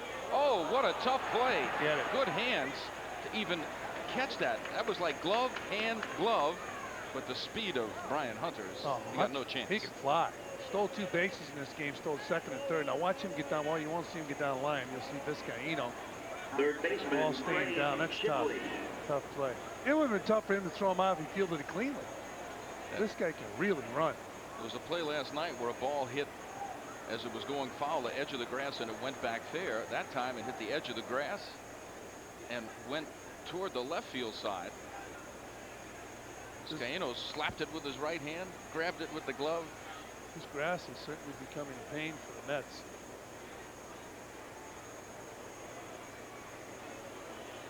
Shipley 0 for 2. Backhanded by Kent. The flip, the throw, off the bag. The throw had been good to the hand, a double play. Well, the great speed of Hunter got him to second base in a hurry. He was sliding into Vizcaíno as he was trying to release the ball. Couldn't really stride towards first base. Had to flip the ball. You see Kent flipping. Watch Vizcaíno. You see Hunter on top of him. And Vizcaíno flipping the ball and moving Bronya up the line. So 2 men down now. That will bring up Jeff Bagwell. He doubled in a run to center. The people felt that ball should have been caught by Brett Butler, but it was a double. Strike called by Randy Marsh behind home plate.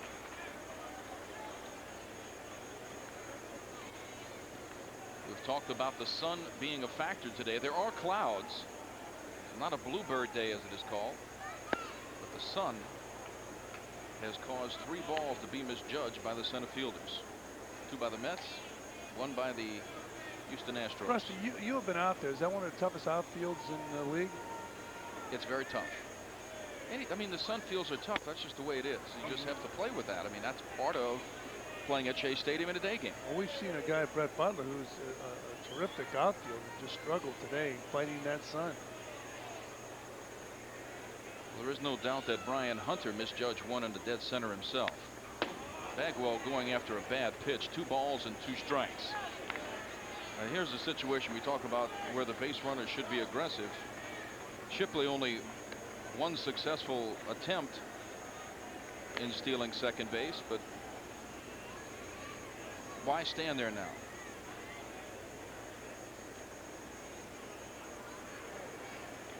Head for the hills. Don't stop till they tag you. That used to be one of the cries in the kid games. That ball fouled straight back and Shipley not going. But you remember when it was like you're in the bottom of or the top of the 5th inning and trying to get the other guys to hit. Starting to rain. Coach would tell you, run till they tag you. If they don't tag you, score. Up and in, it's a full count. When we were in Houston, which wasn't that long ago, this man was in the throes of just an awesome slump.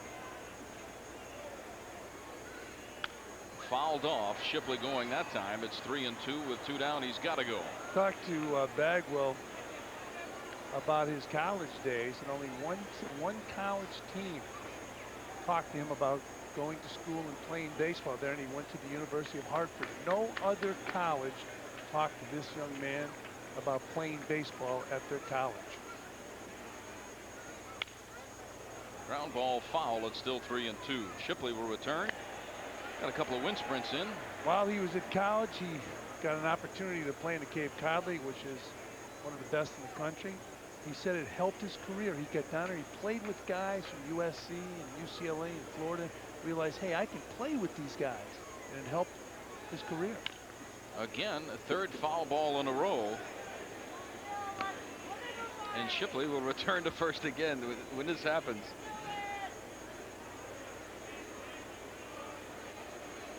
Well, you're supposed to be in shape where that doesn't bother you running 3 sprints like that. Bagwell looks at him.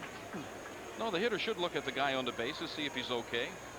Shipley not getting that big jump he was in the beginning, though. There he goes. Swing and a miss, strike 3. Pulsifer punches him out. That's his first major league strikeout, and he liked it. That will end the 4th inning. After 3.5 innings, Astros 5, Mets 2.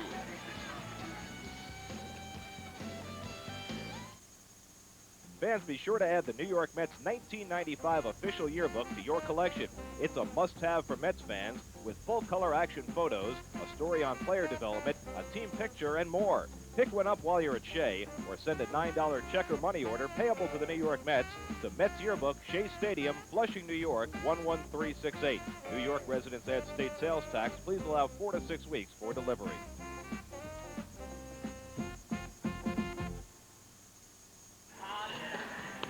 Fans make Dan more comfortable at the Father's Day game with a Mets seat cushion. This Sunday, June 18th, tomorrow, all men 15 and over attending the 140 Mets Astros game will get a seat cushion courtesy of Tropicana and Pathmark. For tickets, call the Mets at 718-507-TIXX during business hours or stop by the Mets clubhouse shops.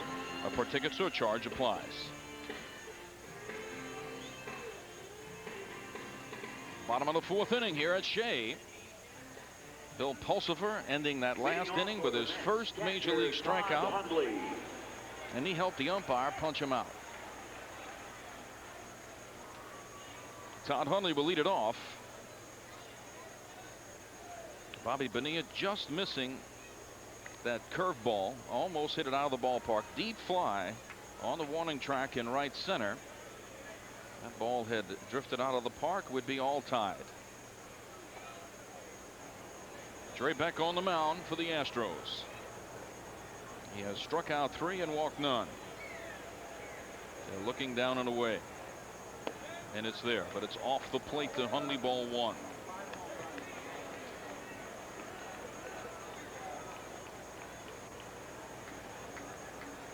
Hundley has struggled from the left side.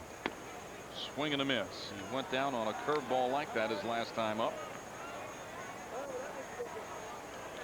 Only 5 hits in his last 37 at bats.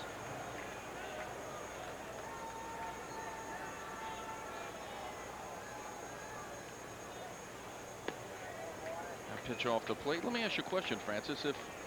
If you're having success, you stay and do the same thing all the time, right? Normally.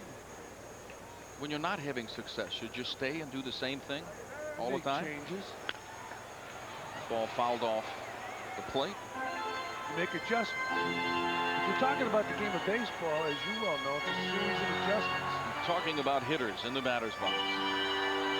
Now, Hundley got off to a good start this year. A couple of Grand Slam home runs. But has struck out a lot. He has this big open stance. Again, swing and a miss. Got a little bit of that ball to stay alive. I don't know. I just have to believe when you're struggling as much as he is, especially from the left side, maybe you should take a different approach. Maybe I should adjust, if nothing else, how I'm going to approach all the pitchers. If I'm trying to pull all the time, maybe I should go up the middle. Maybe I should go to left field.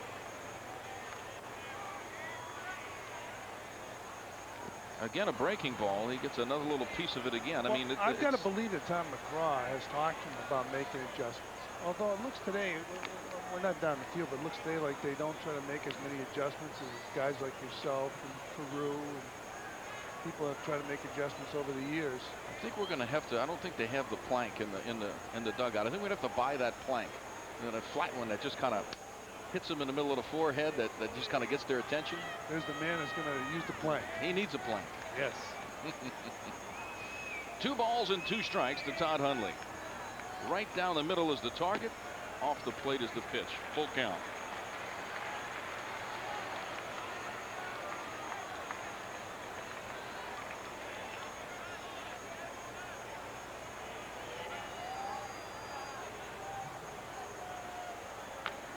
Again, another off-speed pitch, fouled straight back. When you come into a game against Doug Drabek, if you're a good hitter, a guy that can hurt him, especially if you're a left-handed hitter, you have to know that he's going to throw you a lot of breaking pitches. You got to go into the game with that in mind. We've talked a lot about how you should be thinking when you go to the plate. What's so wrong with looking for a breaking ball the first 2 strikes? This time he gets a fastball, hits it high and fairly deep to center. But camping underneath it is Brian Hunter, 1 down. Until you get 2 strikes, you don't have to swing at anything. So if you go up to the plate and you have an idea in mind against a pitcher, if he throws 70% breaking balls, why shouldn't you look for the breaking ball? Especially when the runner's in scoring position. Driving those runners in is the name of the game. And boy, the Mets need this young man to start doing it, Jeff Kent. He swung the bat a little bit better lately, especially on the last road trip. Doing okay on this homestand. Off the end of the bat, strike 1.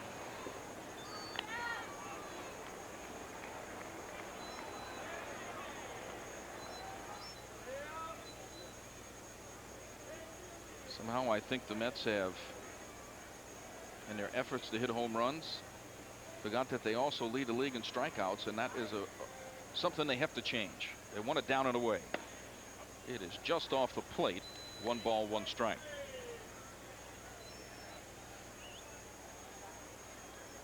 A tantalizer is Doug Drabek. He wants you to swing at the balls. Again, looking down and away. He gets it there. Kent fouls it straight back. 1 ball, 2 strikes. I heard you and Ralph talking about Joe Torre being fired. Well, there's a scenario where team made some decisions on personnel. Manager did the best he could. They didn't win.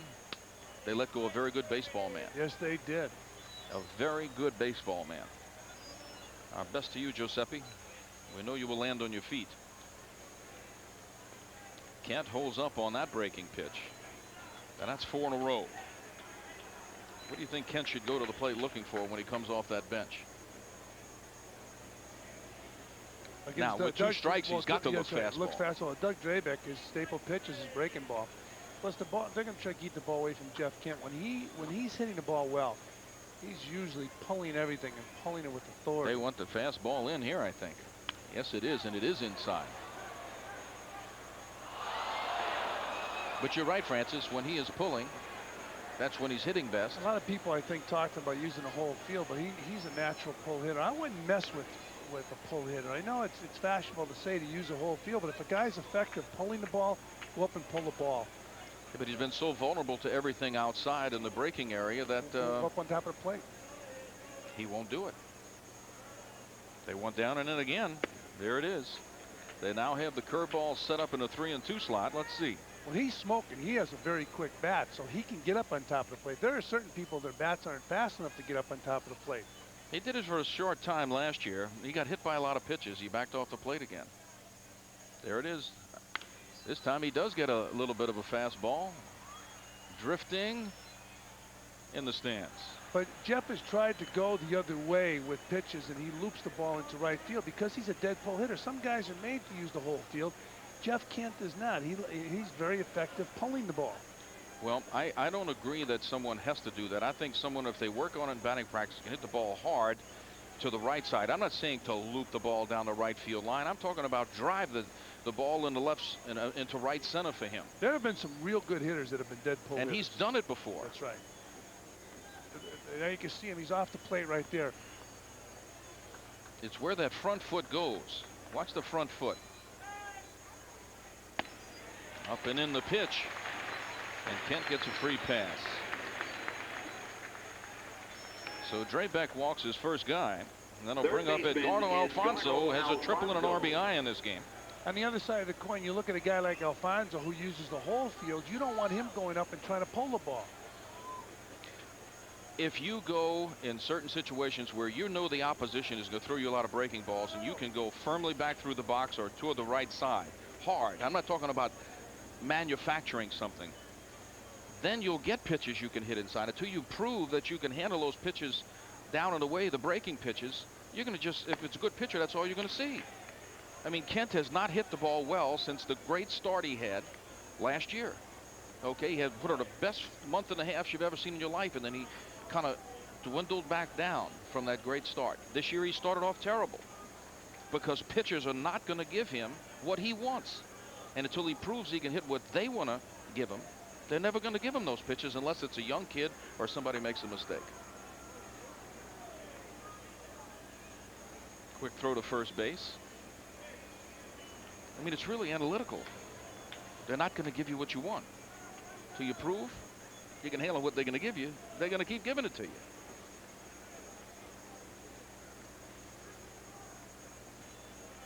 One ball, no strikes. Jammed over the pitcher. They're going to let it drop. They're going to let it drop. So Jeff Kent will be eliminated at second. Edgardo Alfonso will remain at first. But that wasn't a trick play. They just mixed. They messed up right there. They could have caught that ball. I mean, Alfonso was running. Ordinarily, you try the trick move if somebody's not running. Alfonso was running all the way. Here it is here. Miller says, well, Right fielder, I don't know. Ryan Biggio's maybe out Thompson. there. So Biggio must have called Miller off. But they messed up. They weren't trying to mess up the Mets. Watch Kent. He starts down to second base. He has to hold his ground. Alfonso wisely running hard to first base. Good call, Francis. That's the job of the hitter. Once you hit the ball, there's only one thing to do: run. Ryan Thompson, the hitter, with 2 down. Mets trailing by 3 runs, bottom of the 4th. Curveball, strike 1. That's his money pitch right there. That's what he's going to give you all day and night. And if Ryan Thompson doesn't, adjust to that, it's going to be a long day for him. Hit a short fly ball to center his last time up that ended up in a double play. Alfonso being thrown out at the plate. And Ryan has great strength the other way, too. This time it's in the gap, but coming hard is Hunter. He has it. Thompson hit it well. Mets strand 1 in the bottom of the 4th. It's the Astros 5, the Mets 2.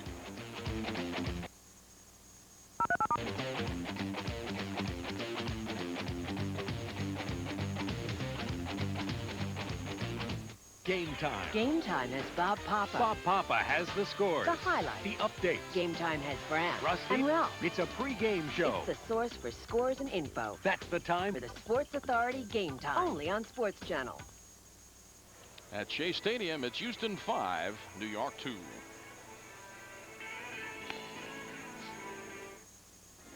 Promotional considerations provided by Cartier.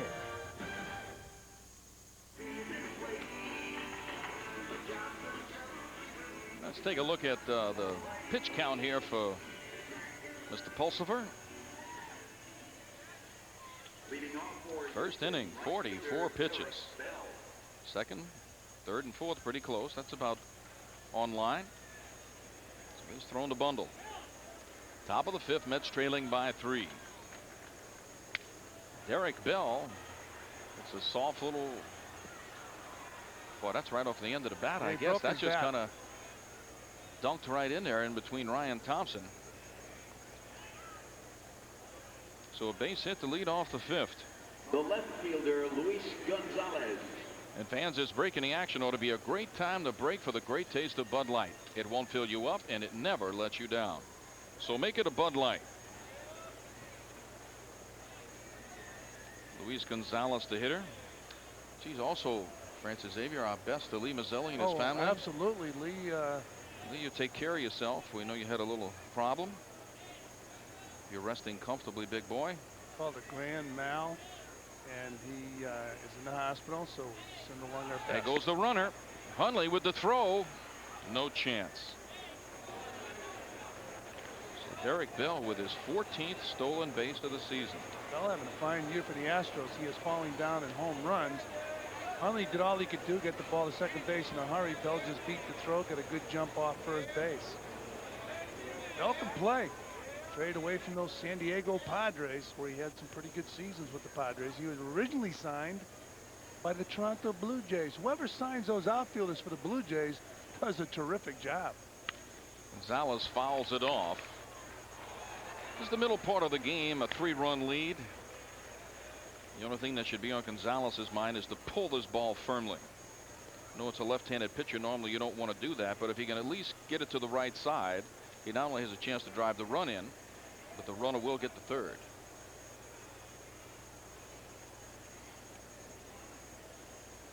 Craig Biggio hitting sixth because he replaced Nivens, who was injured in his first at bat. Didn't even finish it. Pitch out of the strike zone. 2 balls and a strike. Craig Biggio had to come out of the dugout to hit for Nevins. Biggio had the day off, sitting in the clubhouse, I'm sure, ready to come out into the dugout, relax. Next thing you knew, he was running out of the clubhouse to grab a bat. Strike called. Good fastball. 2 balls and 2 strikes.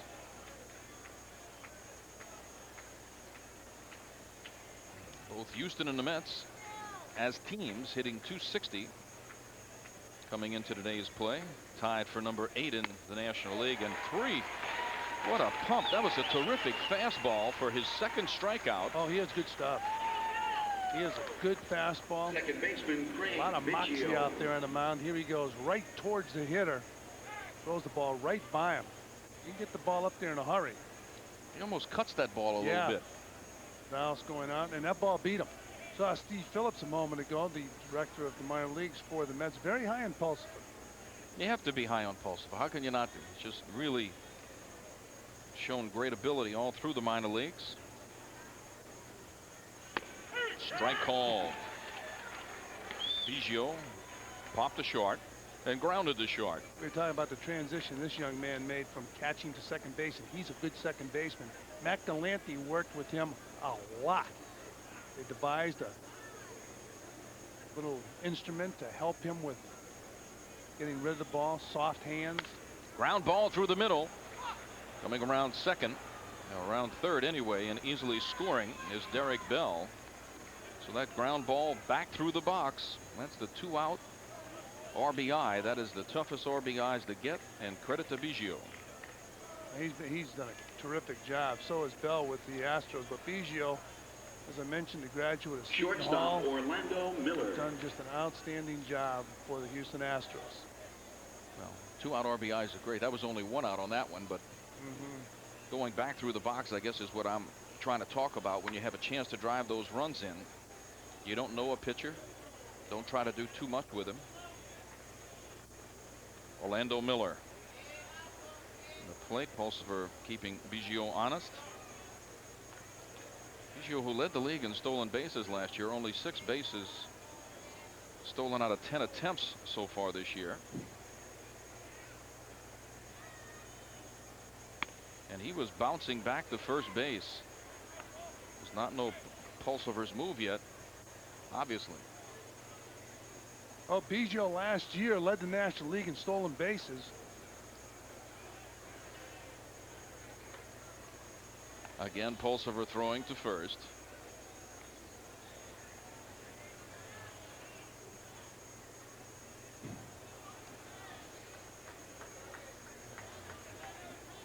A ball and no strikes, 1 out. 6-2 now in favor of the Houston Astros. Ground ball off his feet. So Orlando Miller now checking his bat, seeing if that's still alive.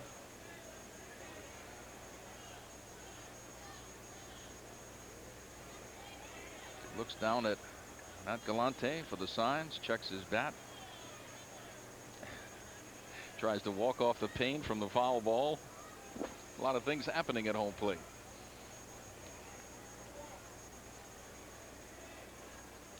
A ball and a strike to Orlando Miller. 5 in the first inning for Houston. They have 1 in the 5th. Ground ball. Edgardo Alfonso. Quick throw to second. Relay to first. They get the double play. Good turn by Kent. And they end the 5th inning on a fine double play. 1 run in for the Astros. After 4.5, it's 6-2 Houston.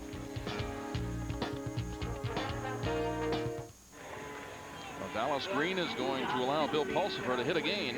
I like it. Yeah, absolutely. Bill Pulsifer. Okay.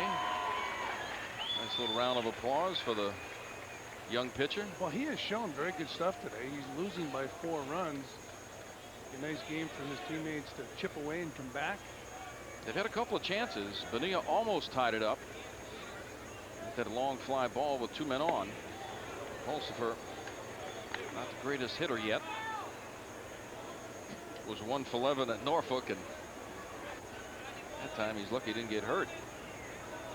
No balls and a strike. Target right down the middle. Curveball. 0-2.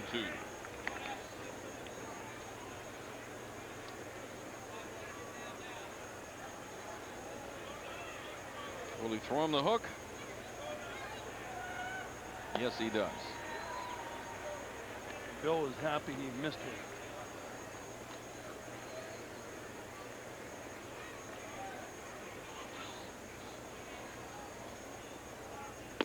Fastball in, and he strikes out. And attention all kids ages 8 to 16. Now's your chance to get on the field at Shea. Modell Sporting Good of the Mets invite you to learn from the pros and watch the pros play. 100 lucky winners will attend the Baseball Skills Clinic and receive 2 tickets to the Mets-Giants game on August 23rd.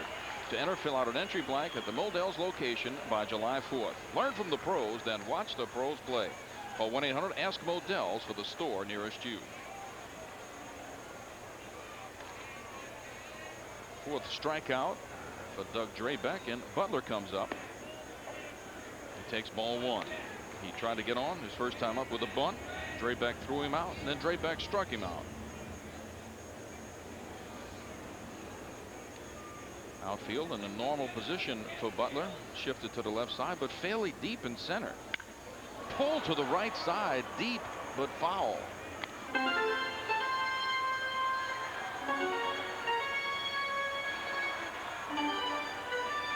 So we have a ball and a strike on Brett Butler. You see his career versus Drabek. He has swung the bat very well.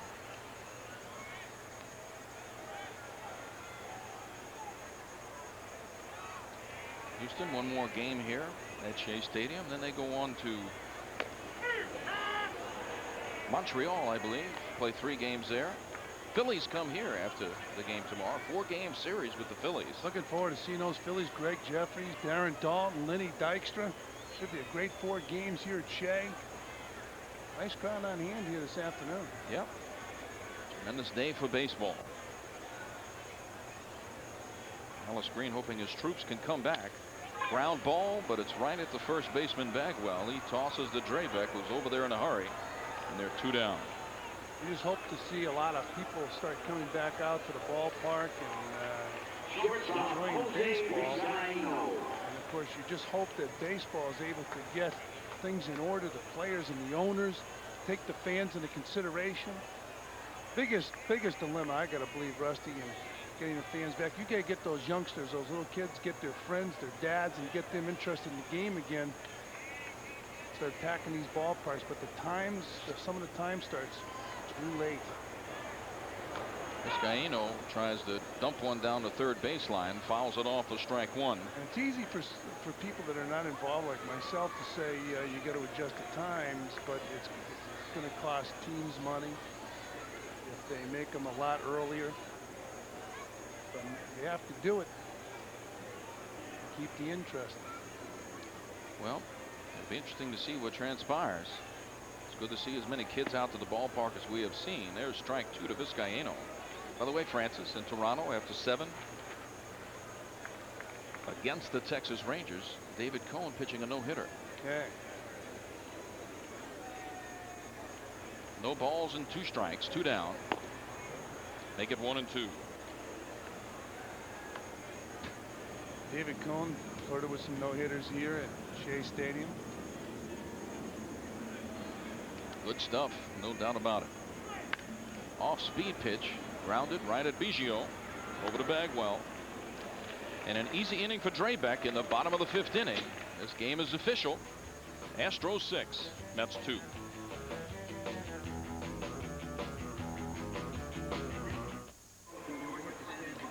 Sports Channel's extensive pre- and post-game coverage of the Devils hockey will continue tonight with Game 1 versus the Red Wings. First, join Sports Channel's hockey experts for the pregame show at 7:30. Then catch the post-game wrap-up at 11 o'clock with live reports from Joe Louis Arena. It's a special edition of the Sports Authority Game Time from Game 1 of the Stanley Cup Finals tonight on SportsChannel. Devils trying to keep the Stanley Cup in the tri-state area here. That'd be something. Rangers one year, the Devils the next. They got their hands full, though. Scott Service leads off the 6th inning. Ball 1. He has doubled in 2 runs in his first at bat, and he has flied to right. On the pregame show today, we had a chance to talk to Bill Pulsifer. He had high praise for his teammate in Norfolk, Jason Isringhausen. The Mets do have Isringhausen. They got Paul Wilson. The future is bright.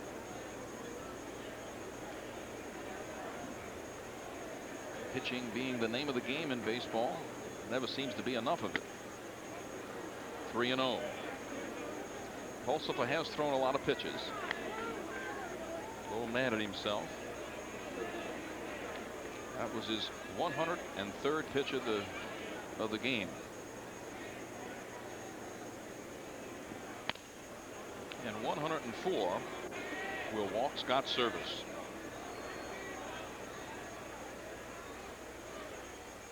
That is his 5th walk in the game.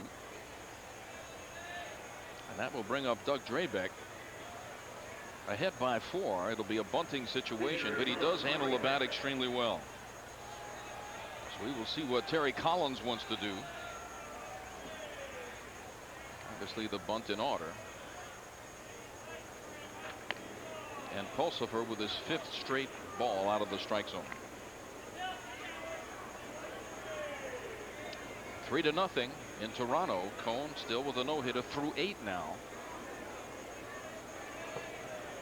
Talk about flirting with no-hitters. Remember Doyle Alexander? Yes, I do. Boy, did he flirt with it. One is popped up, and Hundley has it. So Pulsifer gets a break. Drabek popping up the bunt. 1 down. Doyle Alexander used to go into the 7th and 8th inning. I forget how many times at Yankee Stadium he did it when he was a member of the Yankees. And then he would give up that one hit. You got him one time? I got him one of them. You humble devil, you. That's one of the ones I remember. The other day, who was it that said it was Necro said I broke up his nose. I didn't even remember that one. But I do remember the one in Yankee Stadium. Long and very foul, and strike 1. You know, it's funny because Thurman really didn't want to catch Doyle because he shook you off almost every pitch. I thought it was kind of a superstitious habit, but he shook the catcher off all the time. So I caught a few times that he was flirting with those no-hitters. He shook me off, shook Thurman off. He was traded to Texas. Jim Sundberg says, "This guy shake everybody off?" Some guys you'd be better off if they called their own game from the mound. It's a confidence thing with a catcher, though, especially a veteran catcher. When you're in complete control out there, and all of a sudden you get a pitcher that joins the ball club, and all he does is shake you off. Told you, got to keep that plank in the dugout. Fastball up and away.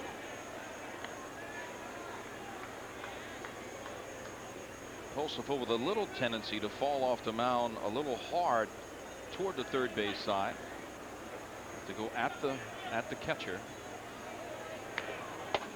Fastball fouled straight back. 2 balls and 2 strikes. Sometimes you try to reach back and. Also, just took that ball and threw it out after it hit the backstop. Sometimes those pitchers, those crafty veterans like Whitey Ford, would take that ball all scuffed up, put his fingers a couple on of more top, scuffs on it. That baby be sinking all over the place. Pulsifer trying for the strikeout, just misses. Full count. I know you get some young catcher out there and he's not aware of an older pitcher using the scuffed ball and wanting to use the scuffed ball, and the catcher's asking for a new ball.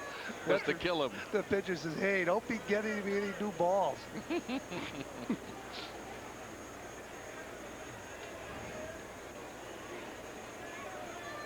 3-2. Service takes off. Ball 4. So 2 walks in this inning have gotten Pulsifer in trouble. There's 1 down, and Craig Shipley will come to the plate. Talking about Whitey Ford, he would scuff the ball on one side, and of course he didn't have the heart to tell Elston Howard that not to do it, so Elston would be taking the ball and cutting it on his shin guard. That ball was all cut up. Ball will be doing circles out there. That bullpen is quiet. Pulsifer. The ball is in his hand. And fans, you know there's only one thing better than a Mets win, and that's celebrating with an ice cold Budweiser, the king of beers. Mets and the Astros have split the 4 games they have played this year. But Houston has been pretty dominant against the Mets for a while. They have won 16 of the last 22 games these clubs have faced each other. Fly ball center field. Butler is right there. Service back to second. Hunter back to first. 2 down. And that will bring up the big boy, Jeff Bagwell. He has doubled in a run, walked, and struck out. There we go. Now there's a little activity. Glass Minor loosening up. Pulsifer has thrown a lot of pitches. He's over 110.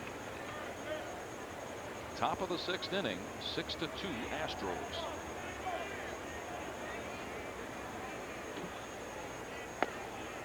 Ball 1. Outfield and infield extremely deep for Bagwell.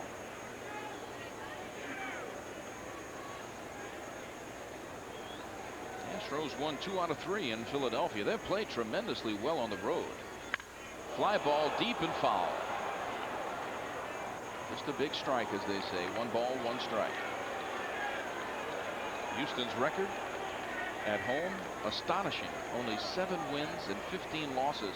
Used to be impossible almost to go into Houston and win a series. So they are off to the worst home record they've had in a long, long time, and they've played brilliantly on the road, 15-8.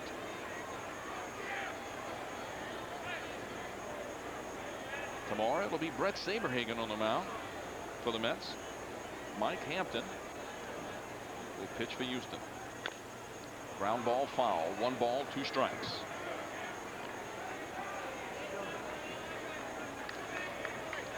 That is Terry Collins. Done a fine job in Houston. 1:15 as of this moment.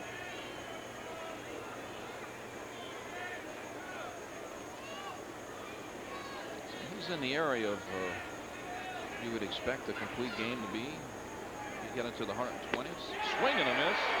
And he strikes out Bagwell. Gets his 3rd strikeout. 2nd time he's ended the inning in a strikeout after 5.5. It's the Astros 6, the Mets 2.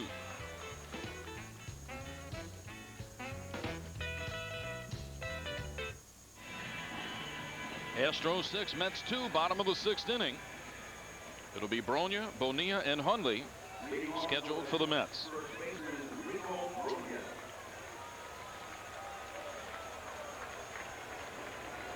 See a strikeout and a single for Rico.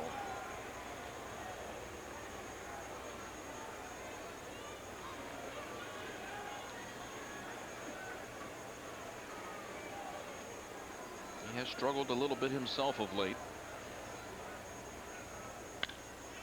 Fly ball, left field. Gonzalez blocking. The glare in the sun. 1 down. Let's check the GMC mid-game recap. Pulsifer threw 6. 6 runs, 6 walks. The Astros 5 runs in the 1st inning. And 3 stolen bases. Astros 2nd in the National League with 55 stolen bases so far. Well, they're hoping that Brian Hunter, their leadoff man, can steal a lot more. He can fly, and he stole 2 in the 1st inning. Bobby Bonilla has tripled and scored, and then he almost hit a 3-run home run. Drove Hunter to the warning track in right center field. These 2 guys played together for a number of years. They know each other. Tailing fastball. The catcher set up inside. That ball tailing right out over the plate. It just goes to show you that pitchers can't hit the target all the time. Catfish Hunter was a great control pitcher. Told me he can hit the target 65% of the time. A lot of room for error. Yes, there is. You just got to hope when you miss the other way, not over the heart of the plate.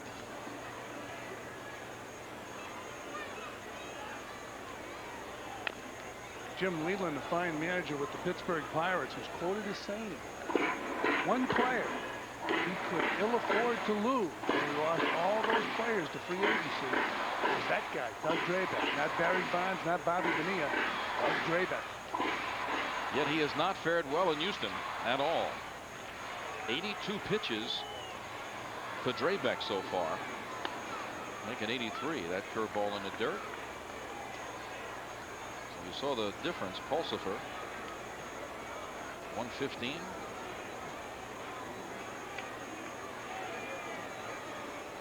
Well, Drabek really has been a control pitcher throughout his career. Again, a curveball out of the strike zone. 2 balls and 2 strikes. Pulsifer would be considered a hard thrower, and Drabek would be considered a guy whose best pitch is his curveball. Yet he has a fastball, has a lot of movement on his fastball, but is not overpowering. 54 strikeouts this year. There's Pulsifer. Yet he has actually walked 26 batters. That is not good. Swing and a miss, and Bonilla goes down on strikes. Make it his 5th strikeout of the day. And that'll bring up Todd Hundley, who has struck out and flied to center. Here's the last pitch to Bobby Bonilla. There's that breaking ball. A nasty pitch. That more of a tight slider than the big slow curve. I like those sliders that break down. You call them sliders. Down and in. Quicker one. A little quicker pitch. A little tighter break to it.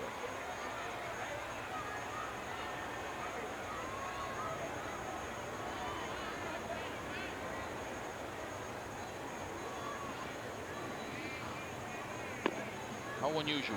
An off-speed pitch. Ball 1. Well, Drabek has started to have to hitters off in this ball game with the curveball. You see a number 2 down. And again, the curveball. 2 balls and no strikes. Well, it shows you what they think of Todd Hundley as far as hitting the fastball. See if he throws him a 2-0 curveball. He has a 4-run lead. You can see the signs yourself. Just watch Scott's service. Nobody's on second. 1 fastball. It's a little of a sinking fastball. Yeah, That's what Drabek tries to throw. That's 3 balls and no strikes. He changes speeds off the fastball, and he does turn that pitch over quite a bit. This again will be a number 1. Strike called. Almost inside, but it just catches the corner. So says Randy Marsh. So 3-1 with 2 down. Mets trailing by 4 in the bottom of the 6th. Target right down the middle, and it's not. It's just down. So a free pass to Todd Hundley. 2nd walk in the game for Drabek, and Jeff Kent will come to the plate. Second baseman Jeff Kent. Drabek lifetime 122 wins against 98 defeats. But we talked to you about, now you see the home and the road. Obviously he's done a little better at home, but since he has been with the Houston Astros, he signed a major contract, big money. 23 wins, 28 losses. Well, the same jinx has hit Bagwell right after signing his contract this year. Curveball leading off another batter. Strike 1. Really has to be difficult on an owner when somebody is struggling that's making that kind of money. I know it happens, but it must be tough for an owner to accept it. There's a lot of time left in this year, so you can say, well, they still have time to make amends in the 2nd half of the season. But you're right. Ball hit hard and deep to center. Back goes Brian Hunter. Right up against the wall. He makes the play. It will end the inning. Kent almost knocked it out of here. After 6, Astros 6, Mets 2.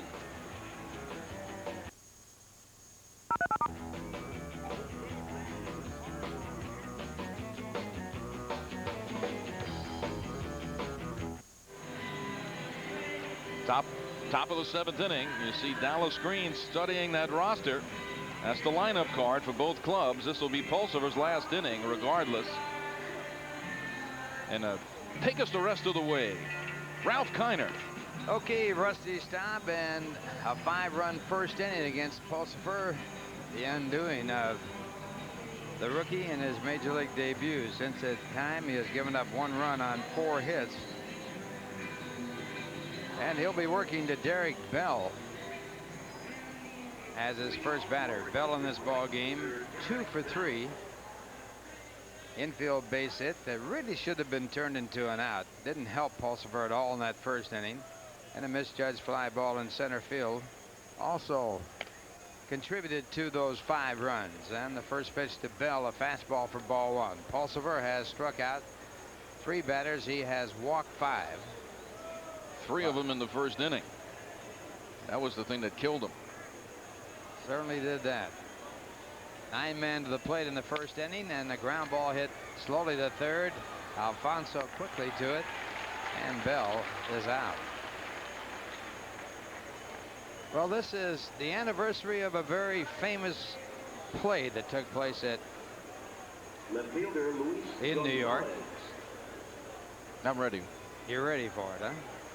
Remember the name Marv Throneberry? His initials spelled Mets.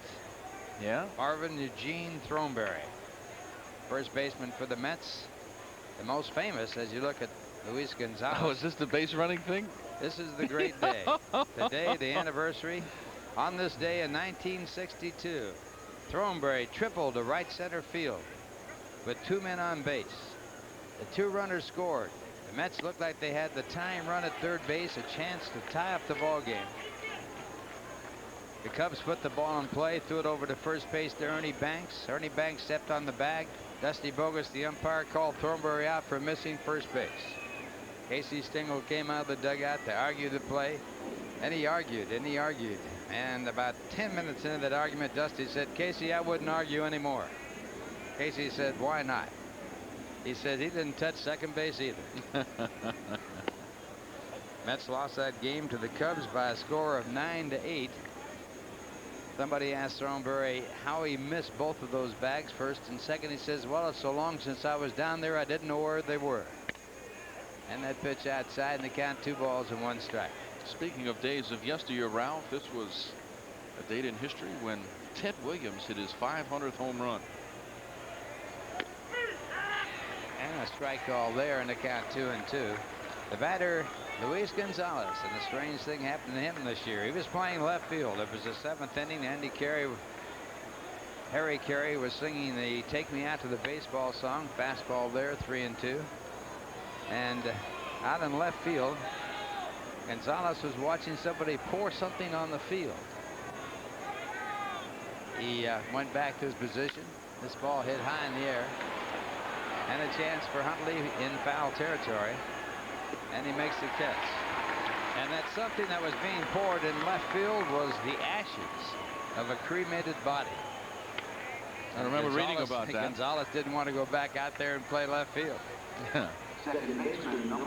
The interesting part of that was that the father of the man who was pouring those ashes out in the left field was a Cubs fan, and he wanted to have his ashes spread over left field. And at Wrigley? Yeah, at Wrigley Field. And the guy, the best line came from Mike Hill, the manager of events at Wrigley Field. The fan was ejected from the ballpark, and they said, "Why'd you eject him?" Nothing wrong with that. He says he was throwing stuff on the field. Now the batter, Craig Biggio, who is 1 for 3 in the game.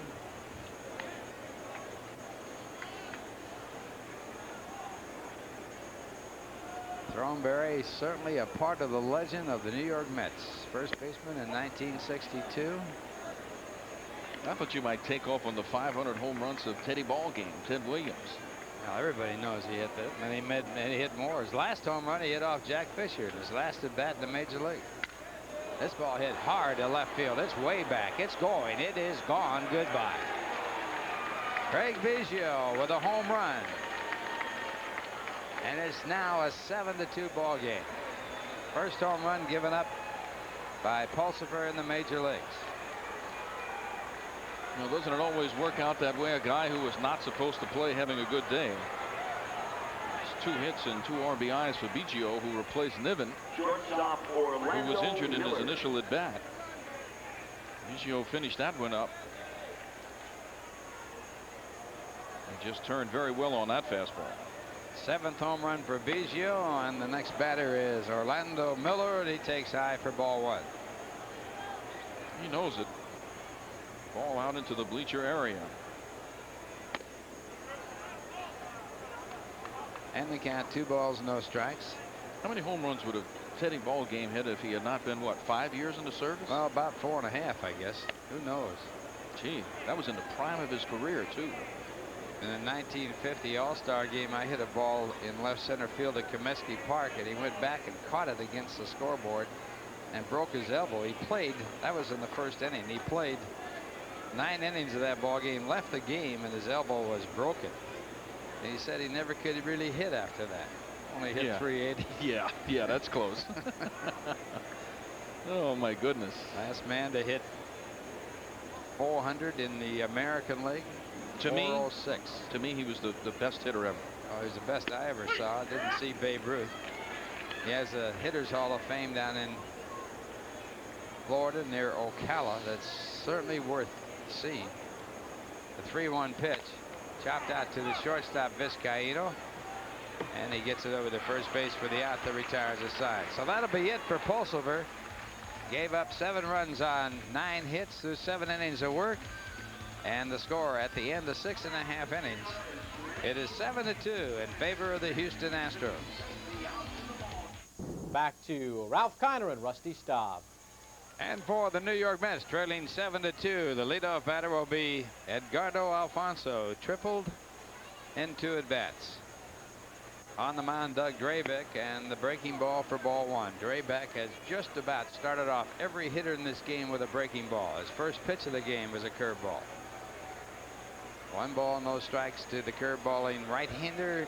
Drabek with a record of 2-4, one of the losses to the Mets. And he gets a strike with a fastball, 1 ball, 1 strike.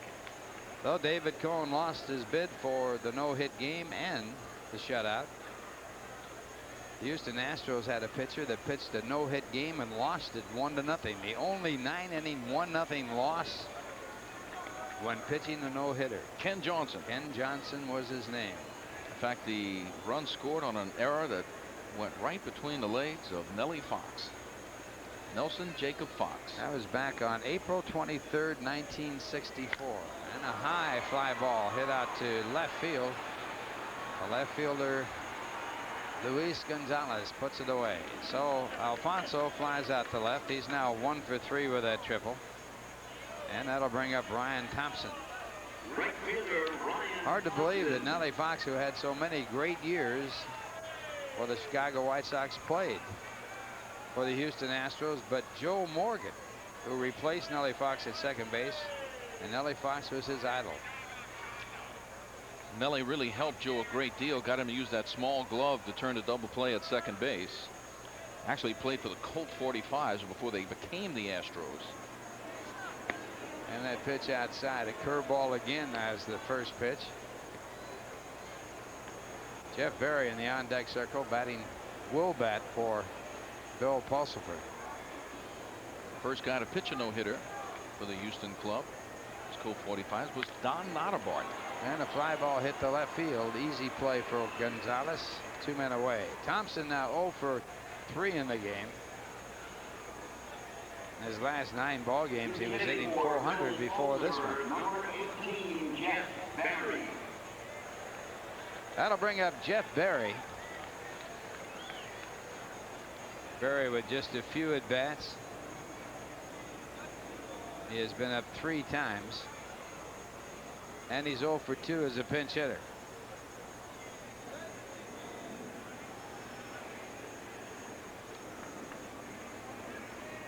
Astros have had a lot of no-hitters pitched. Well, they had Don Wilson, got a couple of them in there. Durker got one, didn't he? Yeah, Durker had a no-hitter. Last one was by Kyle. Yeah, Darryl Kyle. Against the Mets. Mike Scott won the championship game. Against San Francisco with a no-hitter. That is Jerry DiPoto throwing in the bullpen for the Mets. Mets have never had a no-hitter pitched.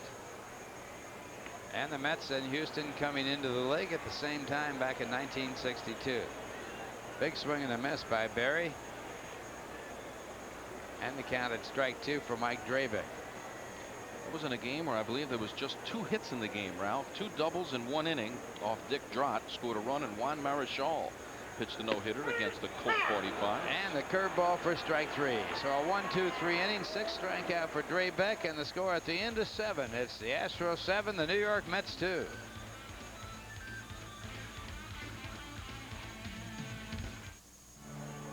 Astros leading by a score of 7-2 as we go to the top of the 9th inning. Tonight at 10 o'clock on Sports Channel, the summer of live racing action is off and running with the season premiere of Summer Racing 95 from Yonkers.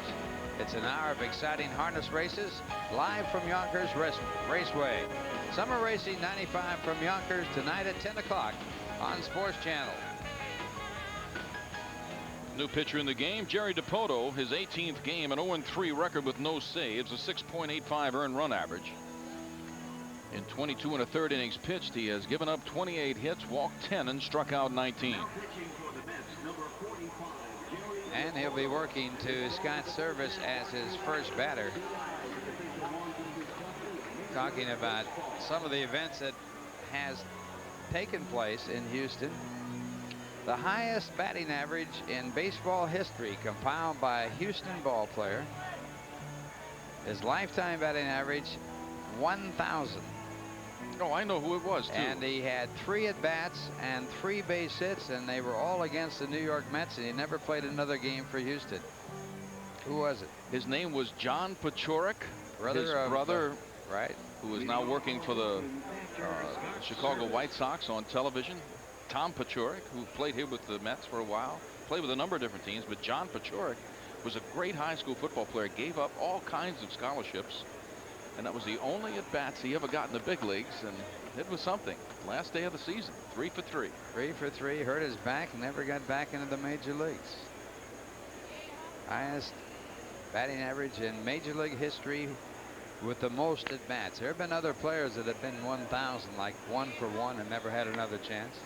But he had 3 for 3.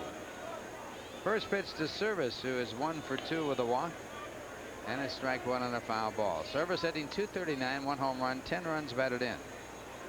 Doubled his first time up in the first inning to drive in 2 runs when Houston took the lead 5-0, sending 9 to the plate. And that ball hits him on the elbow, and Service gets first base the hard way.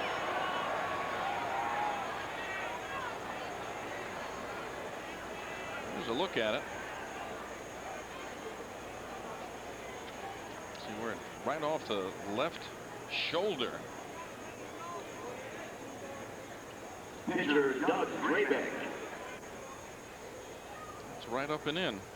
And that'll bring up Doug Draybeck. Draybeck with a base hit to drive in a run back in the first inning.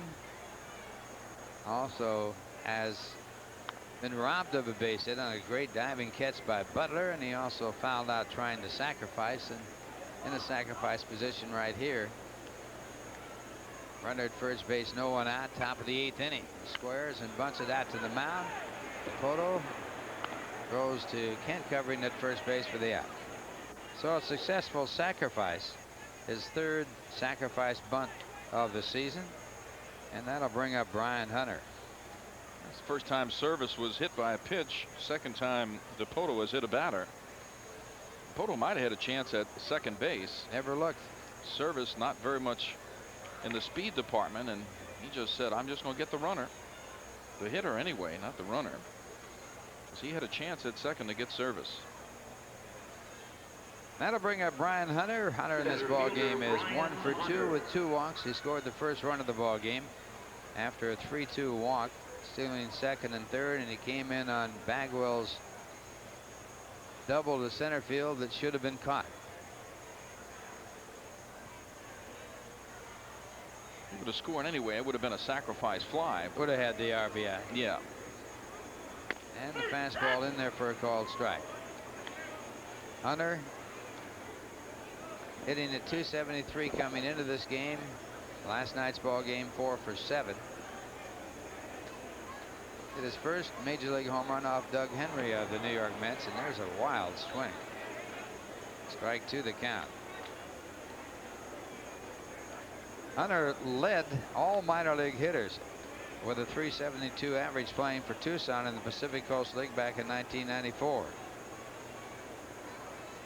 He also led the league in stolen bases in 1994. Had 191 hits that led the league and also had 113 runs and a ground ball to the second baseman Kent. And Hunter's out, and on the play, Service goes to third. So a runner at third with 2 men out, and Craig Shipley the batter. Shipley, one of the few players to play in the major leagues, born in Australia.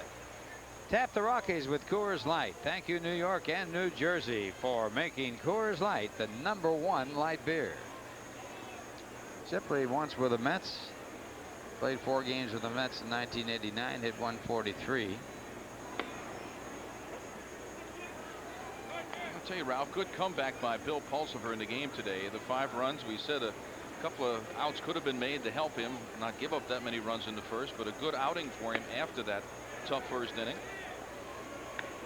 After that first inning, he gave up 2 runs on a total of 5 hits. So 6 good enough innings. But that first inning did him in, 5 runs on 4 hits, but not helped out defensively. This ball chopped foul, so they can't say he's 1 ball, 2 strikes. So Pulsipher will now have the enjoyment of answering the questions after his debut here in the major leagues. Look, it was a shaky first inning, shaky inning completely for the Mets, but he should be proud of the way he pitched the following 6 innings. And Tapota's 1-2 pitch, strike 3 called. So Tapota leaves a runner at third base, and after 7.5 innings, it's the Astros 7, the New York Mets 2.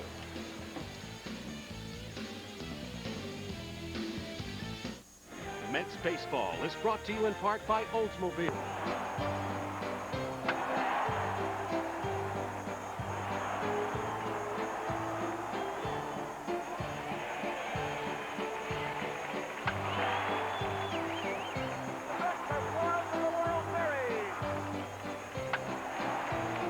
It's always different, but it never changes. Baseball. It's still the greatest game in the world, and we play it at Shea. Join the Mets in remembering the history of New York National League Baseball on Chemical Bank Commemorative Pin Night. Everyone attending the 7:40 Mets-Phillies game on Tuesday, June 20th, will receive a pin celebrating the 40th anniversary of the Brooklyn Dodgers' 1955 World Championship.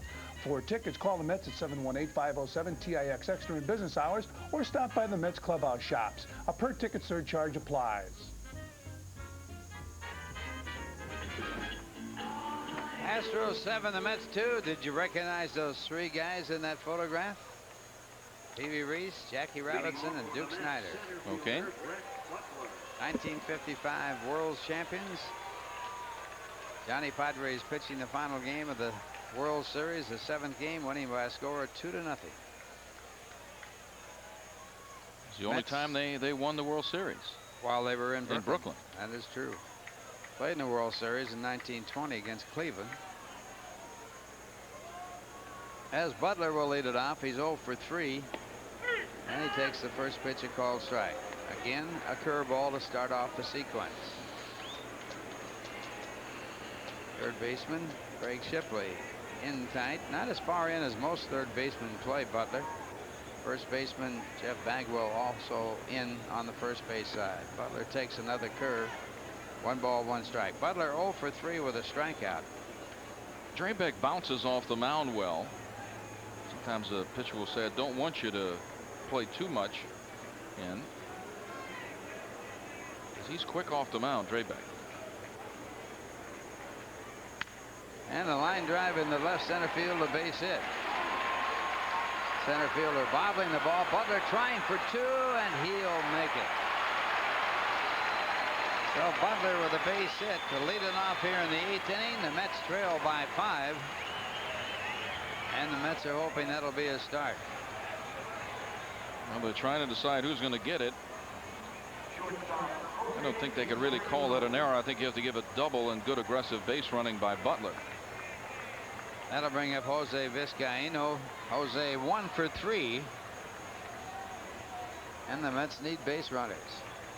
They are giving that a score, sets it up as a 2-base hit.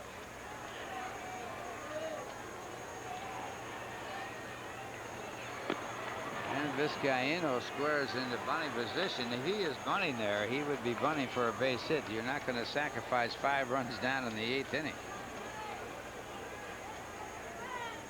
Vizcaino with 10 sacrifice bunts. He leads the National League in that department. Second to him, Bobby Jones, the pitcher for the Mets, has 9.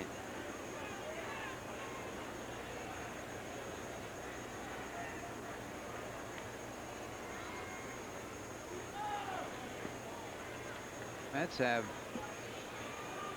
49 sacrifice bunts.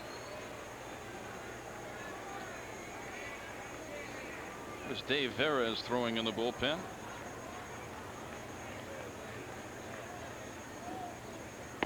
And that pitch taken inside. The fastball there. 2 balls and no strikes. Drabek has pitched 1 complete game this year.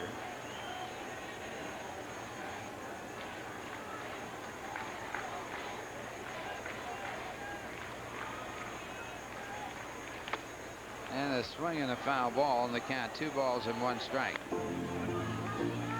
That is 2 balls and 1 strike. Vizcaino's the hitter. Mets are trailing by 5. Got to take that spot. I just don't understand, Ralph. That's just not good baseball. Got to look for a walk here and give the pitcher a chance to give you that walk, but Vizcaino swings away, and that was a borderline pitch. It might have been inside.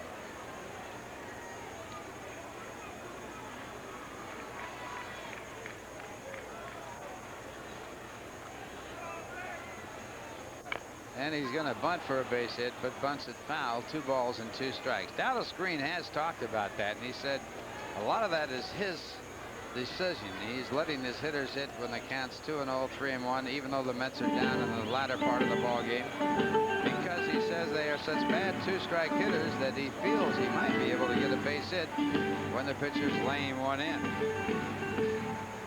I don't care. But it goes against the grain and goes against the book.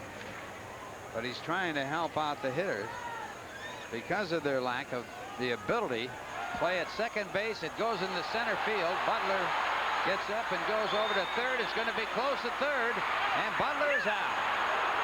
So Butler, not realizing the ball went in the center field, a late break, and he gets thrown out at third with no one out, and that is a bad play. Boy, it's not a play a veteran's supposed to make. Once you've not gotten the jump, he's going to dive back in. It would have been a close play had the throw been on there. Goes through the center. See how long it takes him. And then a fine throw by Brian Hunter. I mean, you can't put yourself in a position to be out. Not now. Not in this game. Nobody out. 8th inning, trailing by 5. Second assist in the outfield. And there's a base hit to right field. So it even makes the play look worse, as Vizcaino singles after the bad judgment by Butler.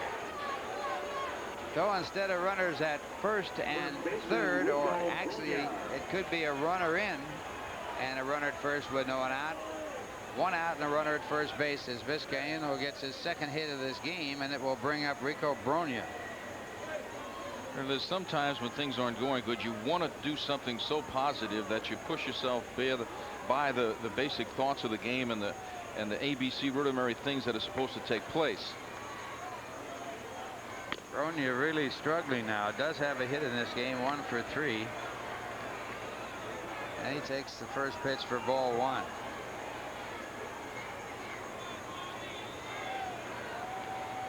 Brogna tied for the club lead in strikeouts with 39, tied with Jeff Kent. Average at 274, 7 home runs, 26 runs batted in after getting off to a very good start.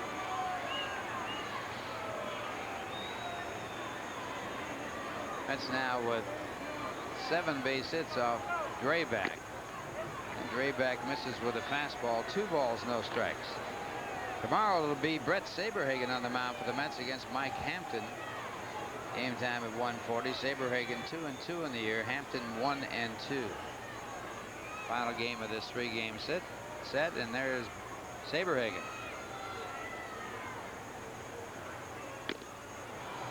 Two and one. So again, a batter swinging at a pitch with the count 2 balls, no strikes. And was that a strike? Close to a ball.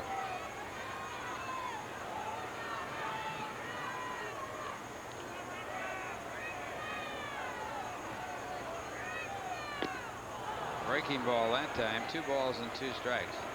I guess the thing that amazes me is how, when a guy has thrown that many breaking balls, how fooled some of the batters seem to be when they swing through or swing above or fooled by a curveball. I would think that if he throws a fastball, about 5% of the time he throws it in the strike zone. Curveball hit up the middle, and it's a base hit. Vizcaíno will go to third base on the hit, and the Mets with runners at first and third as they pick up their 8th hit of the ball game. And the batter coming up, Bobby Bonilla.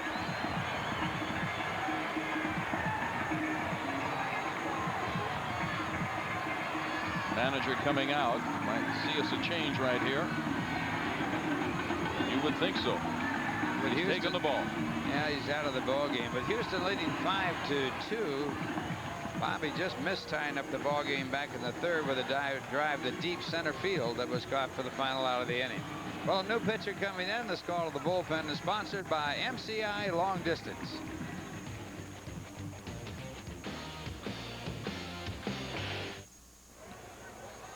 Well, a new pitcher coming in for the Houston. Dave Veers on the mound. He has a 3-1 record, a 1.07 earned run average, and does not have a save. This is game 24 for Veers. 33 2/3 innings pitched, giving up 28 hits, walking 11, and striking out 31. Good strikeout per inning ratio there. And don't forget that we'll be back on the air Monday night when the Mets take on the Eastern League leading Philadelphia Phillies. Game time at 7:30. Sports Authority game time at 7 o'clock, and that's live and exclusive right here on Sports Channel. The Mets against the Philadelphia Phillies.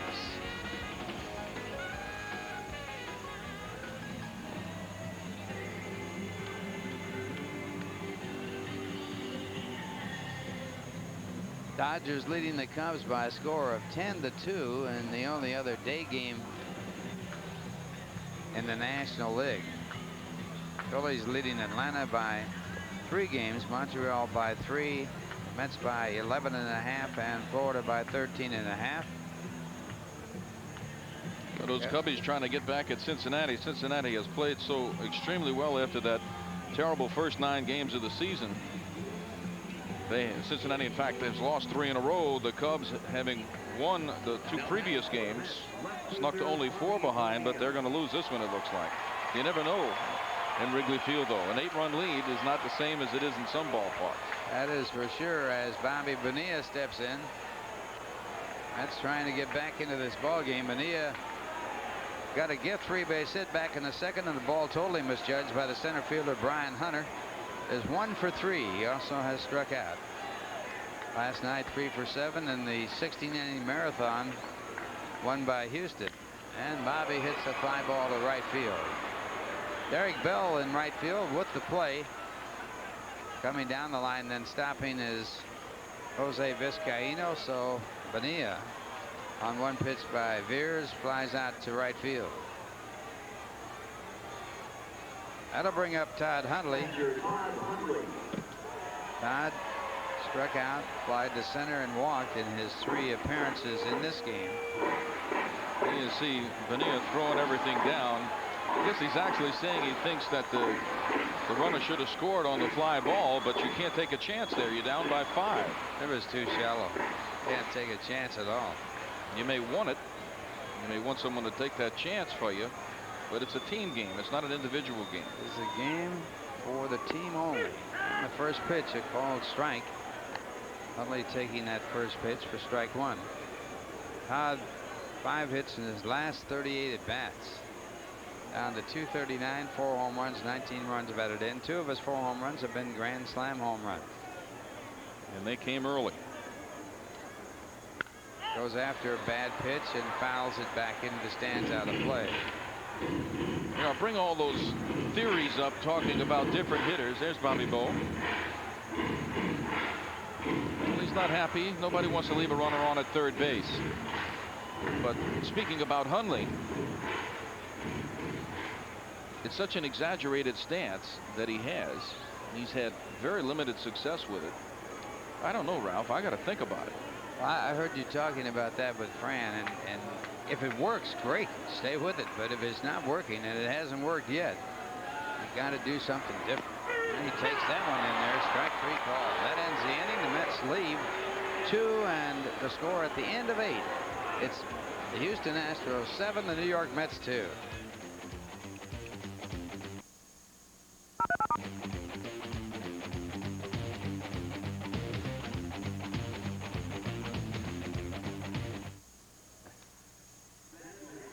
Top of the 9th inning, and Houston leading by a score of 7-2.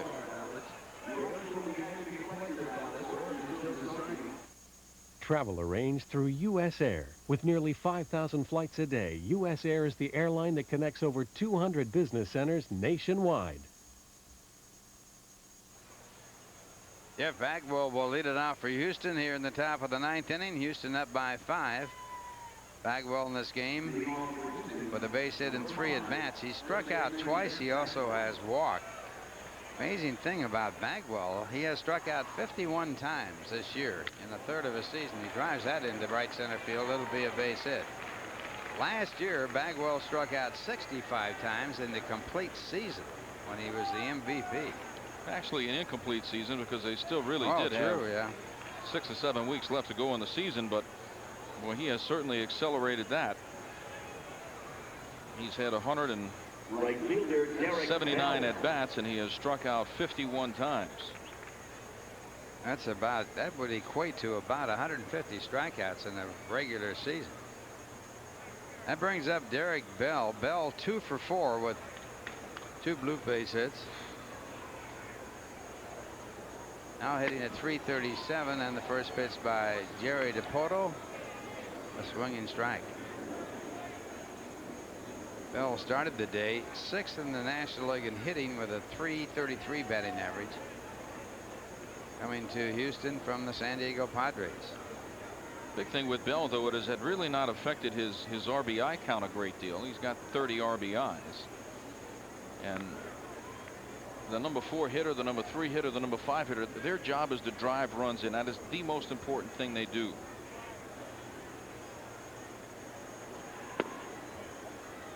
And that pitch, a ball, 1 ball and 1 strike. Expect before the year's out that he will hit a certain ration of home runs. That kind of works its way out during most of the seasons. Had a good year for the Padres last year as he fouls off the fastball.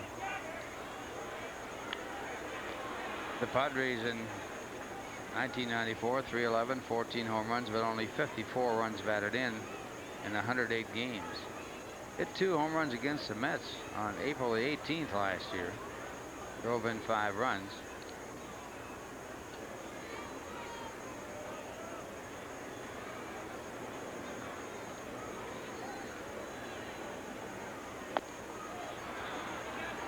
Well, Bell doesn't make the contact. He'll go back to the bench, and we'll have a new hitter. Left fielder Luis Paid Gonzalez. attendance here today, 20,364.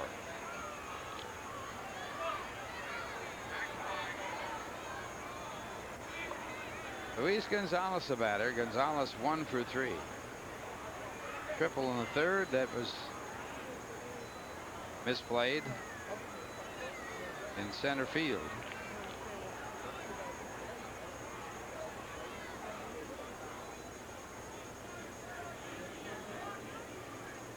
Gonzalez at 246, and he fouls off the fastball. Gonzalez makes his home in Tampa, Florida.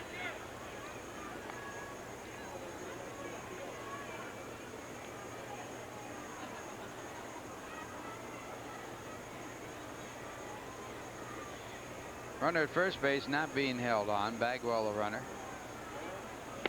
And the breaking ball almost hits him. 1 ball and 1 strike.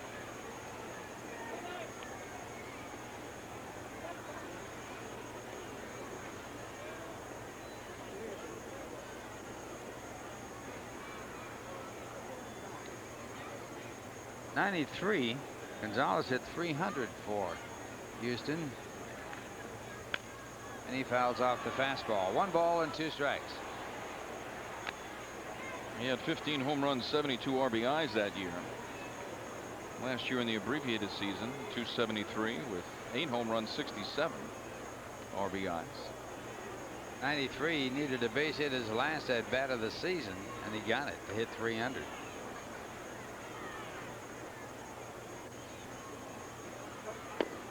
Again, he almost gets hit. 2 balls and 2 strikes. It's amazing the difference between hitting 299 and 300 is to a ball player. Well, it's like winning 19 or 20, hitting 29 or 30 home runs,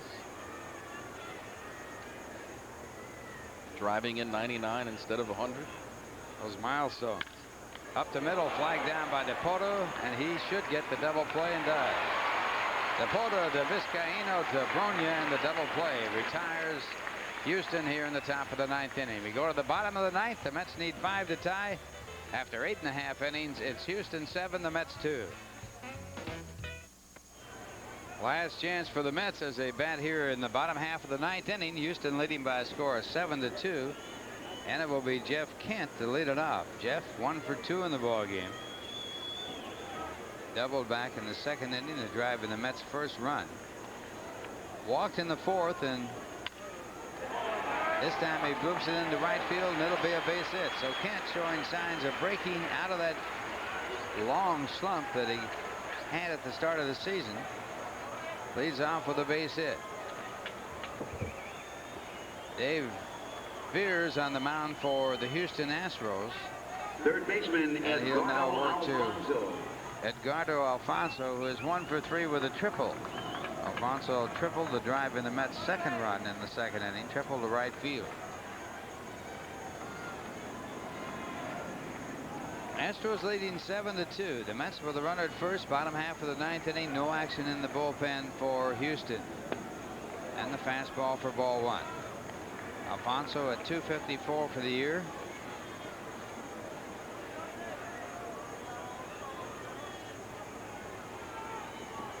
Kent not being held on at first base, and the breaking ball to call strike. 1 ball, 1 strike. Alfonso making the jump from Double-A baseball, played at Binghamton last year on their championship team, champions of the Eastern League, and now in the major leagues. Punch it, base hit to right field. So Alfonso keeps it going. Kent will go to 3rd. The Mets with runners at 1st and 3rd with no one out. You got to give the Mets credit for one thing this entire year, Ralph. They have not quit. They just keep plugging away. They've had a lot of comebacks. Some have tied games. They haven't been able to put the final nails in the coffin, but they just, it's good to see that they have that kind of life in them. They just, at the end of the game, don't just concede. They've been busting, and it's mostly this guy right here, Dallas Green, that keeps that attitude around. So runners at 1st and 3rd, no one out. We have a pinch hitter for Ryan Thompson. That's going to be Bill Spires, as Dallas Green wants the left-handed batter in there against the right-handed pitcher. Spires 2 for 12 as a pinch hitter. You see 2 for 17 on the season.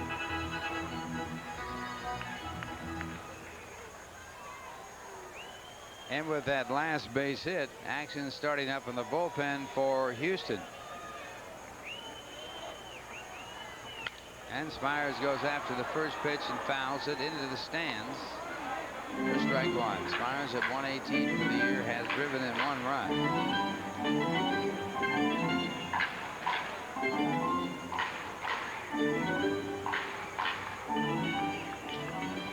Pitcher is due up next in the lineup batting order, and the Mets have Joe Orsulak on deck. As the split finger fastball moves outside, 1 ball and 1 strike. There's Joe. Won the last game for the Mets with a base hit up the middle in the 10th inning.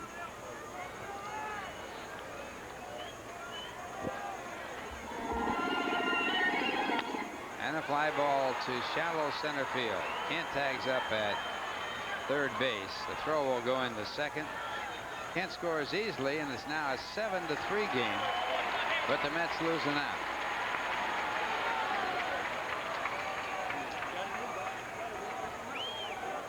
That'll bring up Joe Orsulak. So Spires gets his second RBI of the season. Photo, number 6, Joe Orsulak.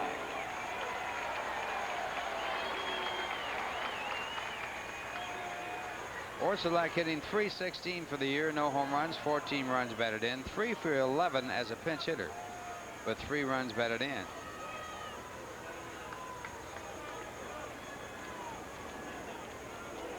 Orsulak winning the game against the Florida Marlins with a base hit in the 10th inning. And he takes the first pitch for strike one.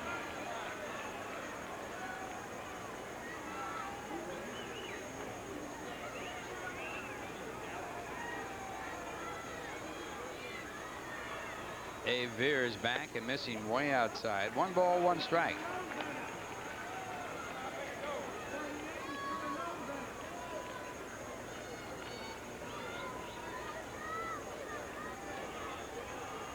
Mets with 10 base hits as the Astros.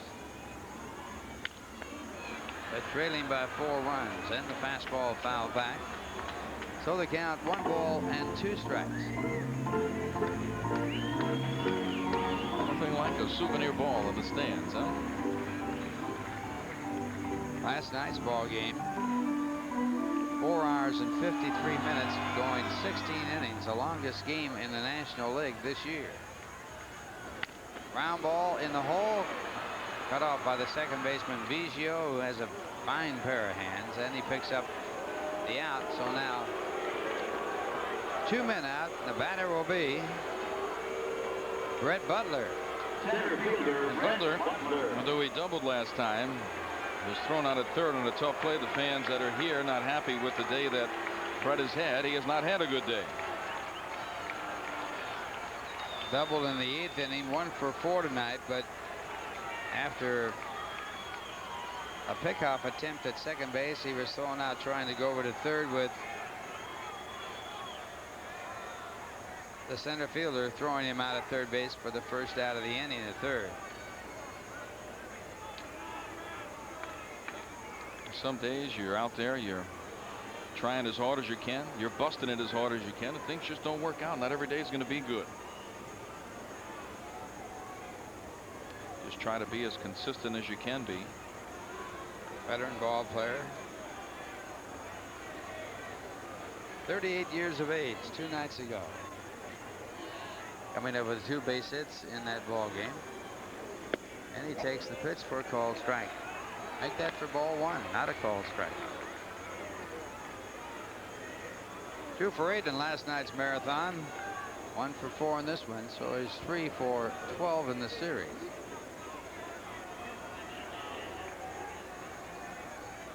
Two balls, no strikes. I mean, Veers as an opposing pitcher here with 1 runner on, 7-3. He's worried about sinking it, and I don't understand some of that. You got a guy like this up here who normally takes a strike. Just got to pump that thing right down the middle, don't you? Absolutely. Make him hit the ball. The walk would be devastating. There's that strike right down the middle, and it's 2 balls and 1 strike.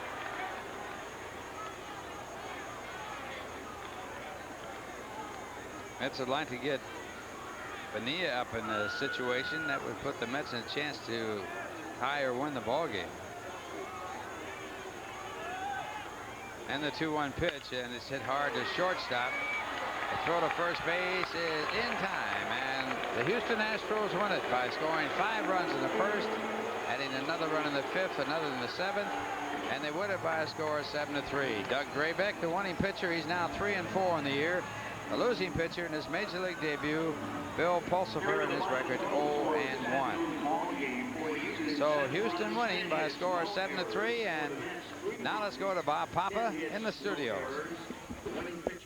All right, Ralph, several other games in the major leagues today, including the Yankees and Indians. Lots of long balls. Same thing at Wrigley Field between the Cubs and Dodgers.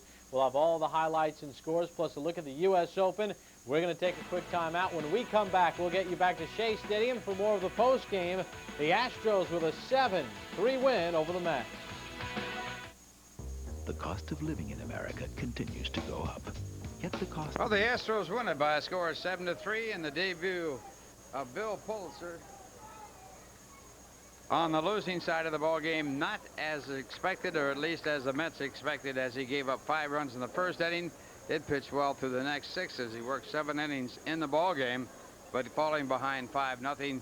And basically some bad breaks in the ball game. A couple of balls that were misplayed, and also 3 walks in that first inning is undoing. Yes, it was, Ralph. The plays were not errors. They were tough plays, but they're plays that should be made in the major leagues. And it wound up being a terrible first inning for Pulsifer. He obviously, with the 3 walks, hurt himself a lot by putting those men on a free pass. But I think the way he carried himself the next 6 innings showed the talent he has, and I do think his future is extremely bright for the New York Mets. But I'll tell you what, pitcher on the other side of the fence, who's going to be our Texaco star of the game, really performed well. Doug Drabek. He got his 3rd win of the season. He had 6 strikeouts, only a couple of walks. He used that breaking ball extremely well all day. He's our Texaco star of the game, and we'll be back after these messages. By a score of 7-3, Drabek, the winning pitcher, and Pulsifer, the losing pitcher for the New York Mets. Well, baseball games are decided usually by one big play. In that first inning, the Astros scored 5 runs on 4 base hits. They had scored 2 runs when Scott Service came to the plate.